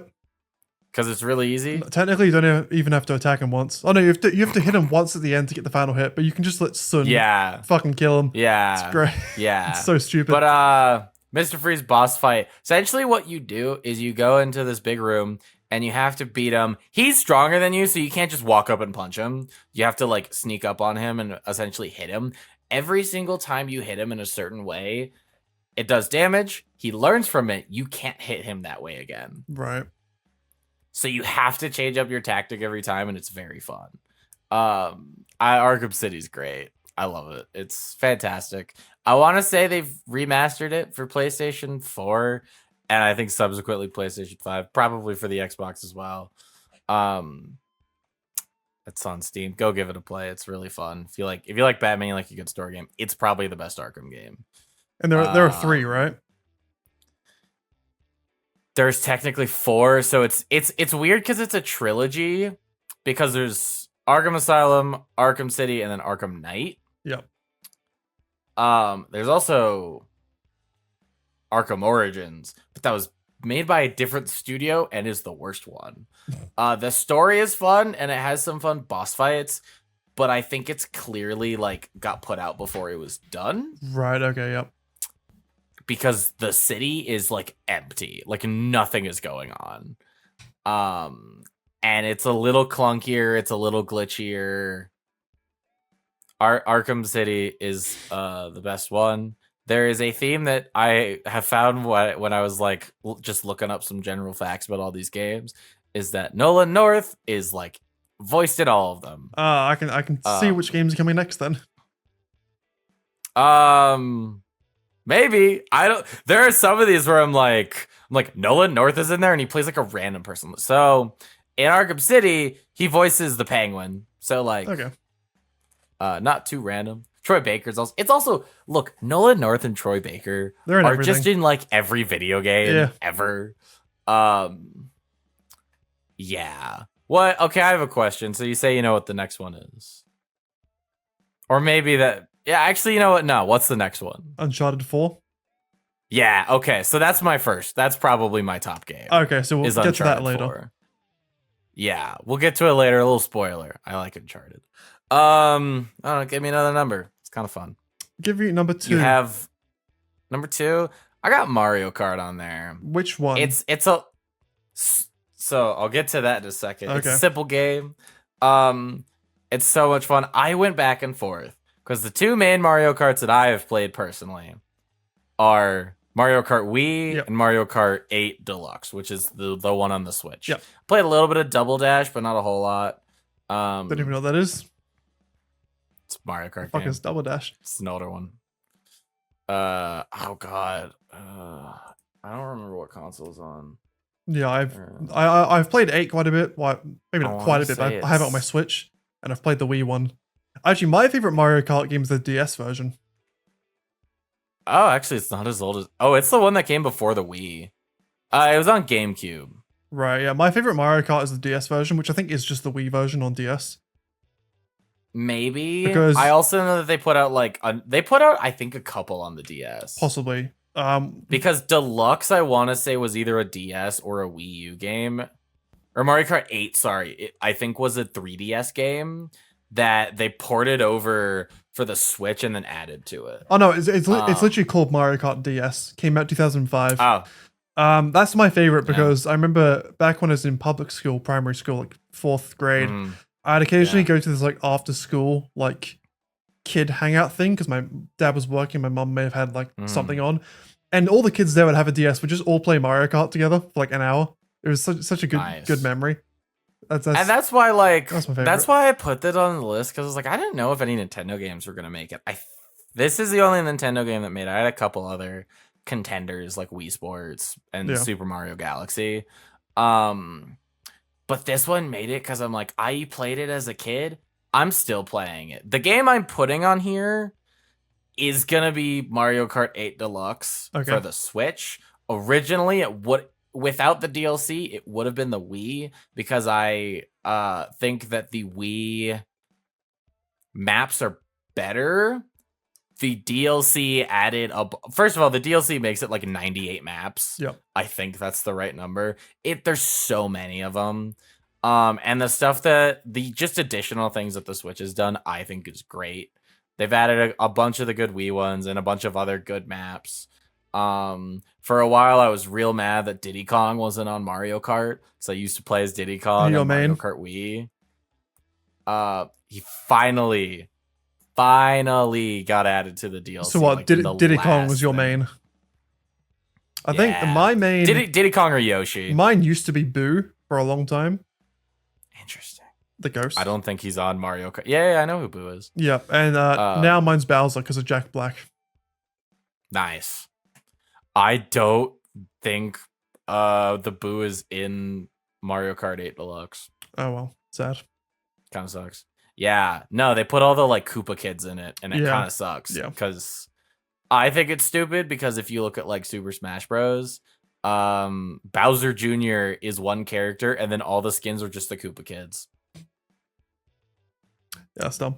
Or Koopa Lings, whatever. I think it might be the Koopa Lings. But either way, Mario Kart, it's just fun. It's so much fun.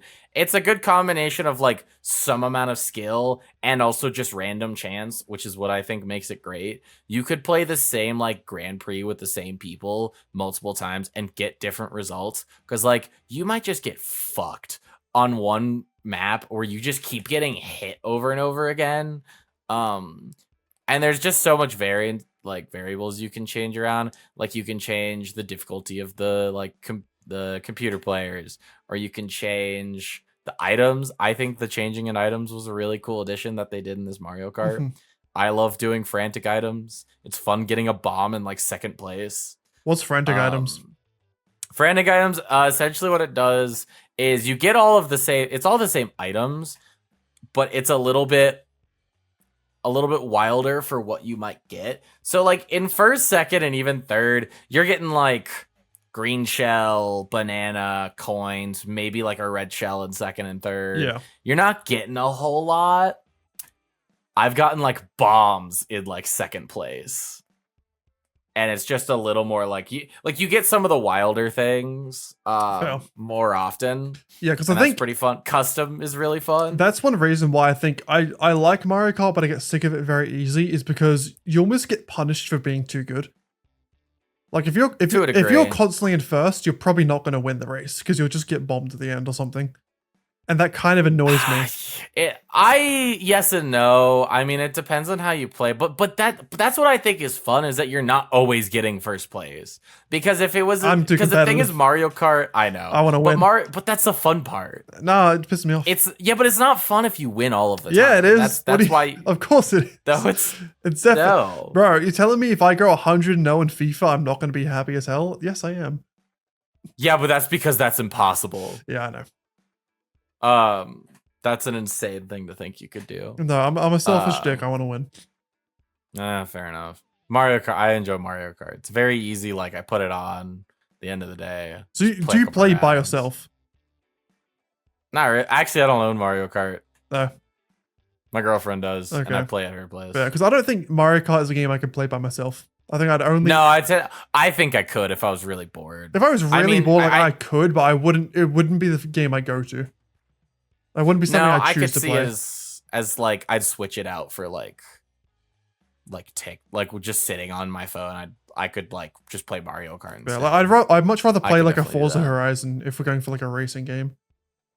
Makes sense. Or just GTA. No, I tend to play with people. But Mario Kart's great. It's so much fun. Would you say it's the best party game? Like best game to play? Are you asking me like at a party? Is it the best party game? Like best type of game to play with people. It's a great party game, and that's kind of why I include it. I think Jackbox is maybe better just because there's so much more like variables, and also like Mario Kart, you can only play with 4 people. Yeah. Jackbox, you can get like 10 or more or something like that. Or maybe 10. I've played Jackbox a good amount. It's pretty fun. Jackbox is fun. But Mario Kart, I think, has also just been with me through the years, so it makes the list. Fair enough. All right. 4 or 6. Gonna give you a number 4. All right. I got a great game. I also realized while doing this is another game that has Nolan North in it, but he plays a very minor character that I didn't even know he was playing. Right. And I forgot the character. Okay. It's also a game that came out in 2003 or 2011. Sorry. I have 2011. I think 3 games. 2011. I think I have 3 games on. Can I try and guess it before you? Sure. Well, before you look it up, do you have any idea? Or do you need to look up 2011? I need to look up 2011 games, to be honest. Okay. So Arkham City is one of my 2011 games. Skyrim is a 2011 game. And you have another one. I have a third 2011 game. Oh, I apparently really don't know what this could be. Unless it's also another Uncharted game. Does it? Wow, that is in 2003. Did you? I don't know. Is that? Did you put another Uncharted game on there? That would be really funny. Actually, my top 6 is just 6 Uncharted games. Yeah. I'm gonna assume it's not. Oh my god, Homefront came out in 2011. What a game! It's not. Wow, 2011 was a great game. It was a great year for games. It was a great year. Minecraft officially came out. Skyrim. I think 2011 is the best game year of all time. Modern Warfare 3. Minecraft officially come out in 2011. Yep. Terraria, Minecraft, Modern Warfare 3, Skyrim, Legend of Zelda, Skyward Sword, Saints Row the Third, Arkham City, Uncharted 3, Portal 2. Yeah, it's a great year for all right, gaming. So what's your guess on what this 2011 game is? Okay, so based on what I know of you, and based on the games I can see here on the list, and you're gonna have to tell me if I'm wrong straight away. I'm gonna assume it's a Star Wars game. No. Oh fuck. Far off. I'm sorry. Ah shit. Assassin's Creed? Nope. Fuck. This is fun. I don't know what else. I will say. What else I in here think would you play? You have said it. I've said it. You have said it. Like when you listed off a bunch of things, you said it. Portal 2? Portal 2. Really? I love Portal 2. Okay. It's a great game. It's I great. didn't expect you to put that. It's a great game. top 6. I really enjoy puzzle games. Okay. And it's a puzzle game. It's got a great story. It's relatively quick. I think it's like roughly like, I don't know, 8-10 hours. Yeah, kind it's of very how fast. fast you go. Well, you can do it in like pretty quick. 30 minutes if you want to. Well, sure, there's like speed running. Well, the first game, I think I looked up average game time at one point. The first game is like 2. Like you finish the first game like really quickly because the first game has a whole lot less involved in that it's like you just go through it. You're just going through the levels, and then at the end, you like escape, and then you like attack her. You attack GLaDOS. Portal 2 has a lot more. It's got Stephen Merchant as oh my god, I'm blanking on what it's called. As that guy. That stupid robot. That's that robot boy. That's Wheatley. There we go. Wheatley. Blanked on Wheatley. I was thinking of GLaDOS the whole time. You get woken up like years later. I don't remember if they specify a year, but it's like hundreds or thousands of years after the first one because you've been put in cryo sleep. Wheatley wakes you up and starts talking to you. Stephen Merchant is very funny. Very fun guy. Let's see. I looked up another tall, lanky guy. So similar to me. Tall, lanky guy, yeah. The corrupted personality cores is played by Nolan North. So of course Nolan North is in here. I think when I looked this up, Nolan North was in Skyrim. Played someone random. He probably just did like a random. Of course thing. he did. Arkham City is the Penguin. Portal 2 as the random like bots or personality cores, and then he's in Uncharted 4, which is gonna come up. Dude, it's so much fun. J.K. Simmons is in it as a voice actor. Do you know that? No. You look confused. So I searched up because I was interested. I searched up Nolan North Skyrim, right? I clicked on the Elder Scrolls fandom Wikipedia page. Scroll down to roles. Under Elder Scrolls 5 Skyrim, it says Space Core, and when you click on it, it's just the guy from Portal 2. Oh. Because apparently, it's a mod in Weird. Skyrim that Bethesda added. Oh, so maybe he's not in Skyrim. Not officially. He is though in the Elder Scrolls Online Somerset. So oh, cool. What's that? Nolan North is great. It's a great Portal game. It like there's multiple acts, and that you start off with like Wheatley as a friend, and you're fighting GLaDOS, and then Wheatley takes over and immediately gets power hungry, and then is your enemy. Yep. And then you like go into like the old area of Aperture Science, like the original one, and like the original test area, which was in like the 20th century. And you listen to Cave Johnson, who's voiced by J.K. Simmons, and you learn kind of what happens where like they started like with more legitimate testing with like scientists and astronauts, and then like homeless people, and then just whoever they could find. And then you find out because all the stuff that you can put portals on is moon dust. All that all the white walls, it has to be made of like moon dust particles. It's like a moon dust like kind of paint. I did not know the lore behind this, to be honest. There's some good lore behind it, and I don't even know everything, but like Portal 1, you don't get like any lore. You just like play a puzzle game. Portal 2, you get like a story. It's great. I've replayed it so many times. It's a really easy one to replay because again, it's short. You play it in like a couple sessions or one really long session. Yeah, I remember playing it when it came out like back in 2011. It's great. There's a co-op mode, which I have only played a little bit. I played through that. It's real fun. Yeah, it's great. We should do that at some point. I'd be down. We'll record it or something. I'd be down. Or just we'll not record it. We can enjoy things that aren't recorded, right? No. Okay, cool. Yeah, man, Portal 2 is so much fun. It's probably one of the first because I played Portal 2 before Portal 1 because it was like really big. Yeah. Understandable. And it's like one of the first like puzzle games I can think of playing where I'm like, oh my god, I love it. Like I played Outer Wilds a bit ago. Have you played that game? No. I know. Really I know fun. it's I think very highly rated though. Yeah, I think if you like Portal, you should play Outer Wilds because it has a similar like it's got a good story, but it's a very fun like when I say puzzle game is then you think of like more like basic games, but like it is a puzzle game at heart. But anyways, Outer Wilds is great. Play it. Portal 2, fantastic. I love the game. Are you sad there's no Portal 3? No. I mean, I'd love a Portal 3. You'll say I'm not in the Half-Life fandom. Yeah.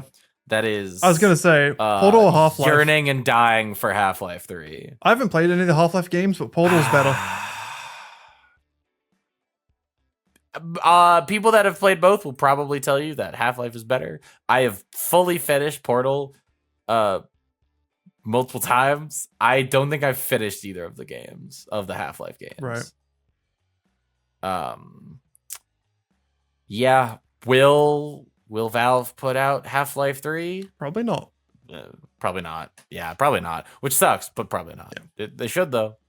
See, the thing is, Portal 2 didn't really leave on a cliffhanger. No, which is Half-Life 2 good. did. Did Portal 1 leave on a cliffhanger? I don't think so, honestly. I think Portal 1 was pretty like I actually don't remember it. I haven't played Portal 1 Portal in a 1 while. I feel like it was more like it was almost like a beta for Portal 2. I entirely agree. I feel like they kind of Yeah. made Portal 1. They liked the mechanics and it got successful and they're like, okay, we can make a bigger game out of this. Let's make Portal 2, give an actual Yeah. story, make it longer. Yeah. Which is a fair thing to do, to be honest. I mean, I honestly, little side tangent about Tears of the Kingdom. I feel like All right. Breath of the Wild is fantastic. Tears of the Kingdom, you play it and you're like, oh my god, I feel like Breath of the Wild was a beta for Tears of the Kingdom. Because Tears of the Kingdom is like Breath of the Wild is a 10, and Tears of the Kingdom is like a 15 in comparison. Fair enough. Which is really funny. It's not on my list. It's too fresh in my mind for me to list it really highly. Yeah, okay, fair enough. Like I think similar to me. Like there's probably games that are also I think too if I fresh as replayed well. it, Like Last if I of replayed it, yeah, maybe. I reckon Last of Us Yeah. could have been in there over Walking Dead for me if I played it a while ago. But sadly not. Okay, well, Yeah. number 6. All right, Chad. we got number 6. I put Minecraft on here. Okay, I was close to putting Minecraft on here. I have actually Minecraft was the one that went in and out of the list. Some of my honorable mentions, I actually did put COD 4 in there because I've just had really good time playing COD 4. Fair enough. I had some Mario games, like some Nintendo Mario games in there. I had Spider-Man in there. I Which mean, one? Breath of the or like Tears. 2 probably. I knew once I put Arkham City in there that Spider-Man wouldn't get in there. Fair. Understandable. think it's Only one better. Superman. Only one Yeah. superhero game. Yeah, I guess makes sense. Minecraft is great. Minecraft was like my middle school like video game that I played the most. And I just played a ton of it Yeah. when I was like that age. Yeah, Minecraft And it's just fun. Minecraft probably should be on my list as well. I think after Skyrim and RuneScape, it's probably my most played game. Yeah. So I got when I always like to say this because it's a cool little flex. So back in the day when Minecraft first came out, when you go to the Minecraft.com website, they used to have like a number of like how many people have downloaded the game. Yeah. And I was one of the I think I was like within the first like 20,000 Wow. to ever get it. So that's impressive. my little flex. I That's a little flex. I don't know if this number is correct because I always get it a bit wrong. But the first version I played was Minecraft Alpha 1.0013 or something like that. Nice. One of the very first alphas is the first thing I played. Nice. And I have no idea the first time I played it. yeah, I have a very very very vivid memory of the very first world I ever played. How bad was it? It wasn't terrible. Like I didn't know what I was doing, obviously. Okay. Like Well, yeah, that's what I'm saying. Like, was it the dirt house with like a door and a kind torch? of a dirt house, but I mean, that's a classic. so my house there was a little there's like a little ditch in the floor. Like it was like Mm-hmm. three blocks down, a little sinkhole, if you will, almost. And there was a Okay. slight overhang on one side. So what I did was I made that overhang into a house. I built walls around it, put a door, and that little overhang in the Oh, ground was my house. So okay. it's kind of like a little hobbit hole. Nice. But then after a while, I on that first world I ever played, I ventured off, and because I first watched Minecraft, I watched a series called Minecraft Family Adventures, or Minecraft Father and Son Adventures, with Lachlan and his son Ethan. Was the first Minecraft series I watched. They're not very famous, but if you know them, a great series. And they made a treehouse in one of their first episodes. So after a while, I left my house and made a treehouse, and then I couldn't find my way back, and I was sad, so I made a new world. Damn, Yeah. that's fair. Yeah. I played so much Minecraft. I mean, I did like the PvP servers. Yeah, same. There were so many good like mini games and like that kind of stuff. Like the thing is, they give you an open world sandbox and go crazy, and you just make good games out of it. Yeah, I made so many friends through random Minecraft servers as well. A thing I used to do all the time, and even still, not to this day, but a couple of years ago, is I'd go on like YouTube or like Google and type in like join my new Minecraft server, because a lot of kids would just like make a video putting their Minecraft server out there to get people to join. I'd just go join them and make friends with random people and like build cities and towns with them, and it was so fun. I love that experience. Nice. And even like when Minecraft first came out on consoles, console Minecraft with your friends back in the day was so goated. Oh, it was a good time. I remember like with Minecraft, I really enjoyed, honestly, I really enjoyed the redstone. I think that was like a semi-definitive moment of me being like looking back now, being like, yeah, that makes sense that I went into like engineering work and that kind of technical. I had a world where I just like, I'm gonna make this thing, and I'd be in creative mode because it's so much easier. Yeah, of course. And I would just like make a bunch of redstone stuff. I think the most complicated and this was using like command blocks and that sort of stuff, is I made like a mech. Damn. That could like shoot things and move. Fucking it hell. moved. Damn. Yeah. That's quite funny, because I actually had a friend when I was younger who was a redstone kid as well, and he also did engineering. Nice. And it's weird because my thing, I didn't hate redstone, but I was never very good at redstone. My thing, I was a builder, I was a creative, which I guess leads me to being in a more creative role in my career as well. Sure, makes sense. I made Minecraft videos. My first YouTube videos was a Minecraft series. I made probably like I've made there's one or two of young Chad making. I took them down obviously. Yeah, I think my first video was a Minecraft. I'm pissed off because I deleted them because I wish I could still see them. But my first ever video on YouTube was a Minecraft Survival Island series, and I can still picture the world in my head. I can still remember me mining. There's a ravine going through the island that I was mining coal through it, and I made like 30. I made like 30 plus like survival games, the Hunger Games in Minecraft videos as well. My YouTube channel, by any small chance, if you somehow watch me back in the day, my channel was called Mr. Skilldan. Nice. And then it turned into Swifty and Swifty MC. So if by any fucking chance any of you watch me back in the day, that's cool. That was me. I got like 190 subs, so not bad. Yeah, not terrible. Not bad. Minecraft is great. We'll go into the last one. I already said what it was. Uncharted 4. Yep. Uncharted is a series that I love and hold dearly to my heart. When I first got a PS3, it came with Uncharted 3, and I love Uncharted 3. It holds a soft spot in my heart. It's maybe the worst Uncharted game. People argue back and forth between 1 and 3.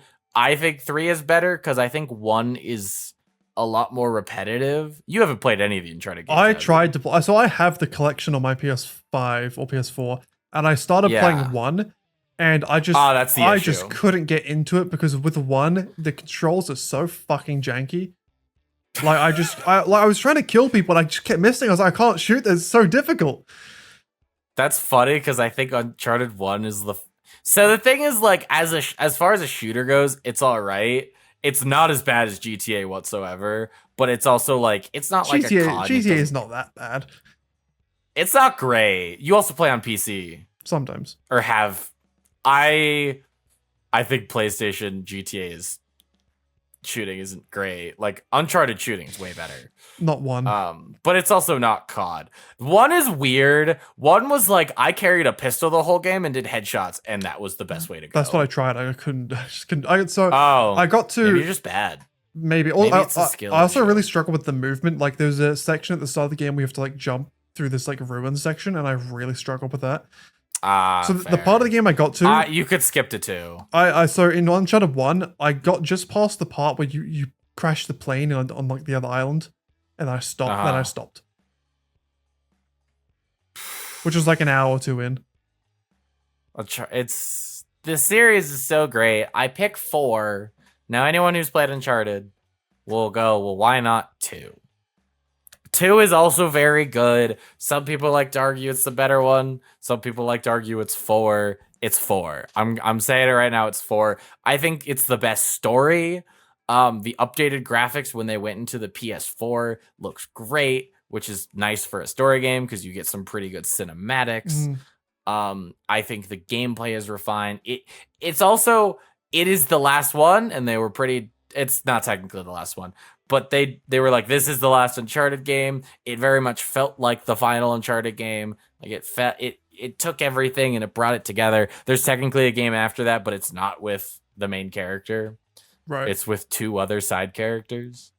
And that one's fun. It's a shorter game, but it's a good time. The story's great.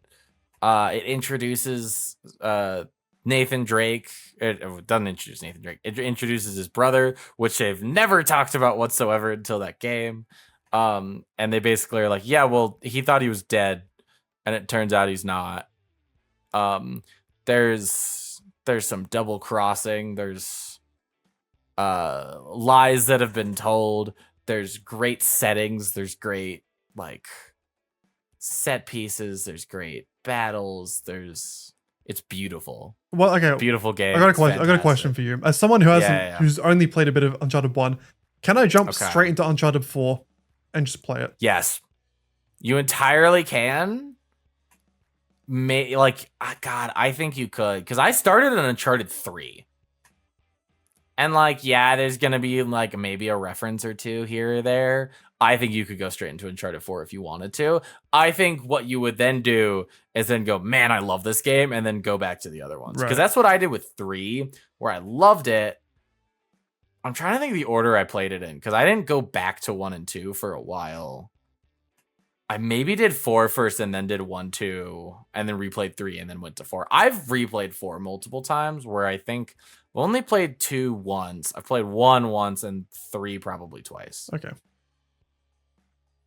I love it. It's a great story game. I like Nolan North is great, and I love Nolan. Like, his voice acting is great. Troy Baker plays his brother. Of course. What a surprise.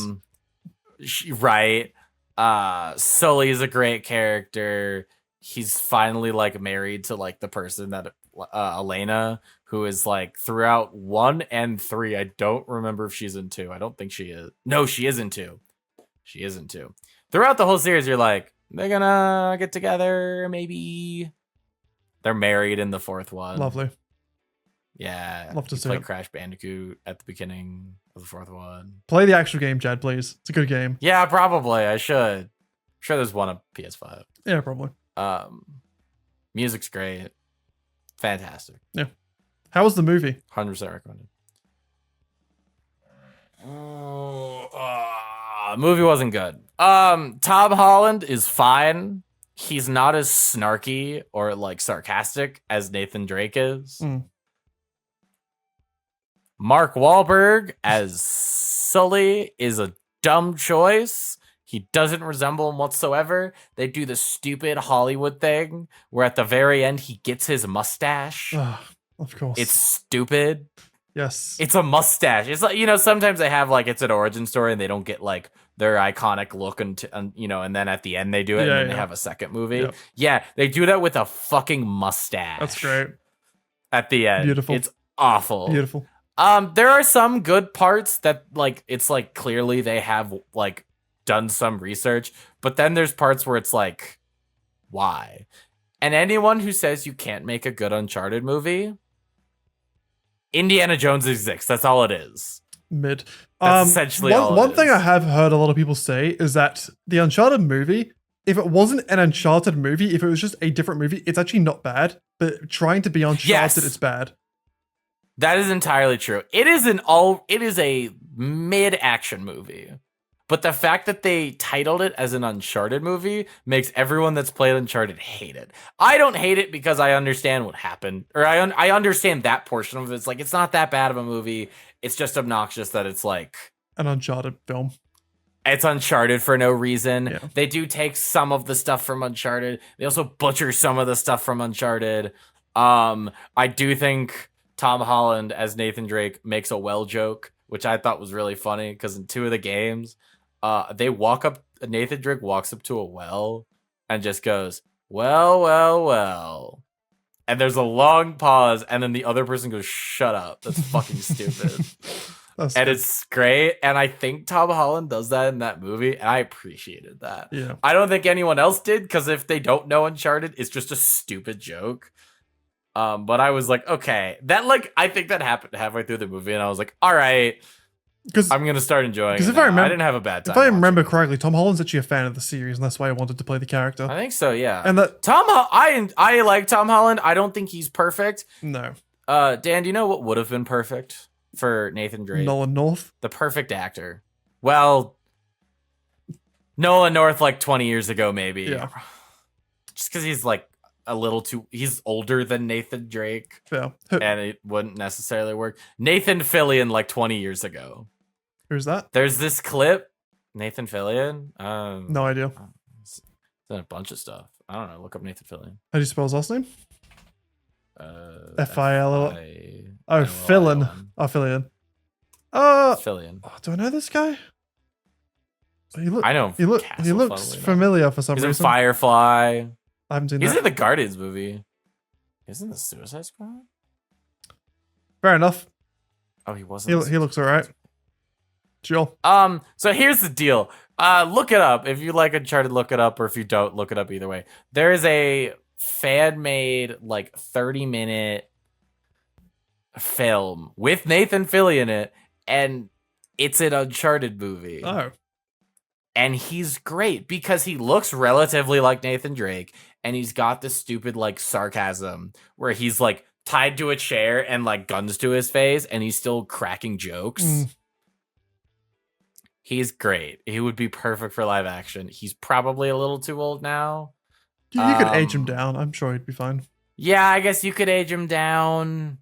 It doesn't always look good when you age people down, like CGI. If you wanted to put all the time and money into it, you could. Or just honestly cast an unknown actor is probably the best way to go. Yeah. Because I can't think of any actors particularly where I'm like, this is Nathan Drake. Besides people who are not the right age to be Nathan Drake. Yeah, because I was just going to say, the thing that happened to the Uncharted movie has also happened to the Witcher TV series, where the main character really loves the show and is trying to like do their best. Like Henry Cavill is the perfect Geralt. I don't think you'll find a better actor in the world to play him. But then the show directors and writers just kind of ruined it, sadly. Yeah. Like I still enjoy the show because I can enjoy bad things pretty easily because I have weird taste. Yeah, you can. But objectively, they did fuck it up pretty badly. Yeah. Which is quite sad. Sucks. Speaking of games being made into movies though, Chad. Yeah. The Minecraft movie. Oh yeah, I've been seeing. So for any of you guys on film Twitter, there are 2 accounts that are very interesting. There's one that's called Discussing Film. And then there's another one called Disbussing Film. The only difference is a single letter. Their profile pic is the same, and it's really funny because Discussing Film has actual it's a normal account. It takes in it talks about film normally. It's a film news account. It's a film account, and it's serious. Disbussing Film is a spoof account. Yep. And every once in a while, Discussing Film puts something out, and I'm like, that's not real. Like, that's got to be Disbussing Film, right? And it's not. This was one of them. Jack Black as Steve. Hell yeah. Hell yeah. I hope. I hope it's true. I hope it's true. I hope it's just dumb. But like in a good I reckon way. you put Jack Black in anything, it'll be good. I will say there's also been rumors about a ton of things, and I don't yet know. Like, they don't always come true, obviously. Well, Jason Momoa was in it, bro. Happened. Who? As who? I don't know, but apparently Jason Momoa was in the Minecraft movie. He was in an interview. Oh, yeah. He was in an interview somewhere, and he was like reading the script for the Minecraft film or something. which is a really Let's funny see, thing what because are- I don't know. what is- I don't know what are people saying. who the hell would Jason Momoa play in the Minecraft film? Because the thing is, if they're making the Minecraft film based off the game Minecraft, there's not really much story or characters there to build off. If they're doing it based off the Minecraft story mode, like TV show, or like the Minecraft story mode game, then there is stuff. But I haven't watched it, so I don't really know what to expect. I haven't watched it either. I think they just don't, and they just base it off of like the base game. You know what they should base it off? So back in the day, there was a little. I'm sure there was on like websites as well, but there was an app back in the day. It was like a Minecraft guide app that I downloaded. They give you like crafting recipes, building tips, and then there was a section for stories where people could write their own Minecraft original story ideas. And there's a bunch of stories on there, and I loved a lot of them. I really, really enjoyed it. Yeah. Even though they're bad, they're written by like 13-year-old kids and everything. Sure. They should base it off one of those. They're entertaining. Yeah. That'd be great. I'd enjoy that a lot. Jason Momoa is just a creeper. No, people saying and he just blows up. People saying Dream should be the creeper. Oh God, they actually blow him up too. I think people would be happy, to be honest. People would enjoy that. Yeah. But yeah, that's it for the list. So just to recap, mine was Skyrim, RuneScape, Modern Warfare 3, GTA 5, The Walking Dead Telltale, and Ratchet and Clank 3 up your arsenal. If you disagree with that list, you're fucking wrong. Or you're not. Wait, you're saying I'm wrong then? Yes. So listen, please revise your lists. Yeah, I'm gonna revise to be like mine. Revise. I thought you were gonna say. No. Yeah. So my list is whatever Dan said. Exactly. As a little reminder, in case you forget mine, Uncharted 4, Mario Kart, specifically 8 Deluxe, but Mario Kart's great. Skyrim, Portal 2, Arkham City, and Minecraft. So yeah, that went way longer than I expected. So honestly, I mean, Dan, unless you got something, I think we're gonna wrap this up. Wrap it up like a Subway sandwich. You don't wrap those up, do you? You wrap them up with like paper. Yeah, technically true. Wrap it up like you're about to have sex. Different. Okay, goodbye, guys. There you go. That's what I thought.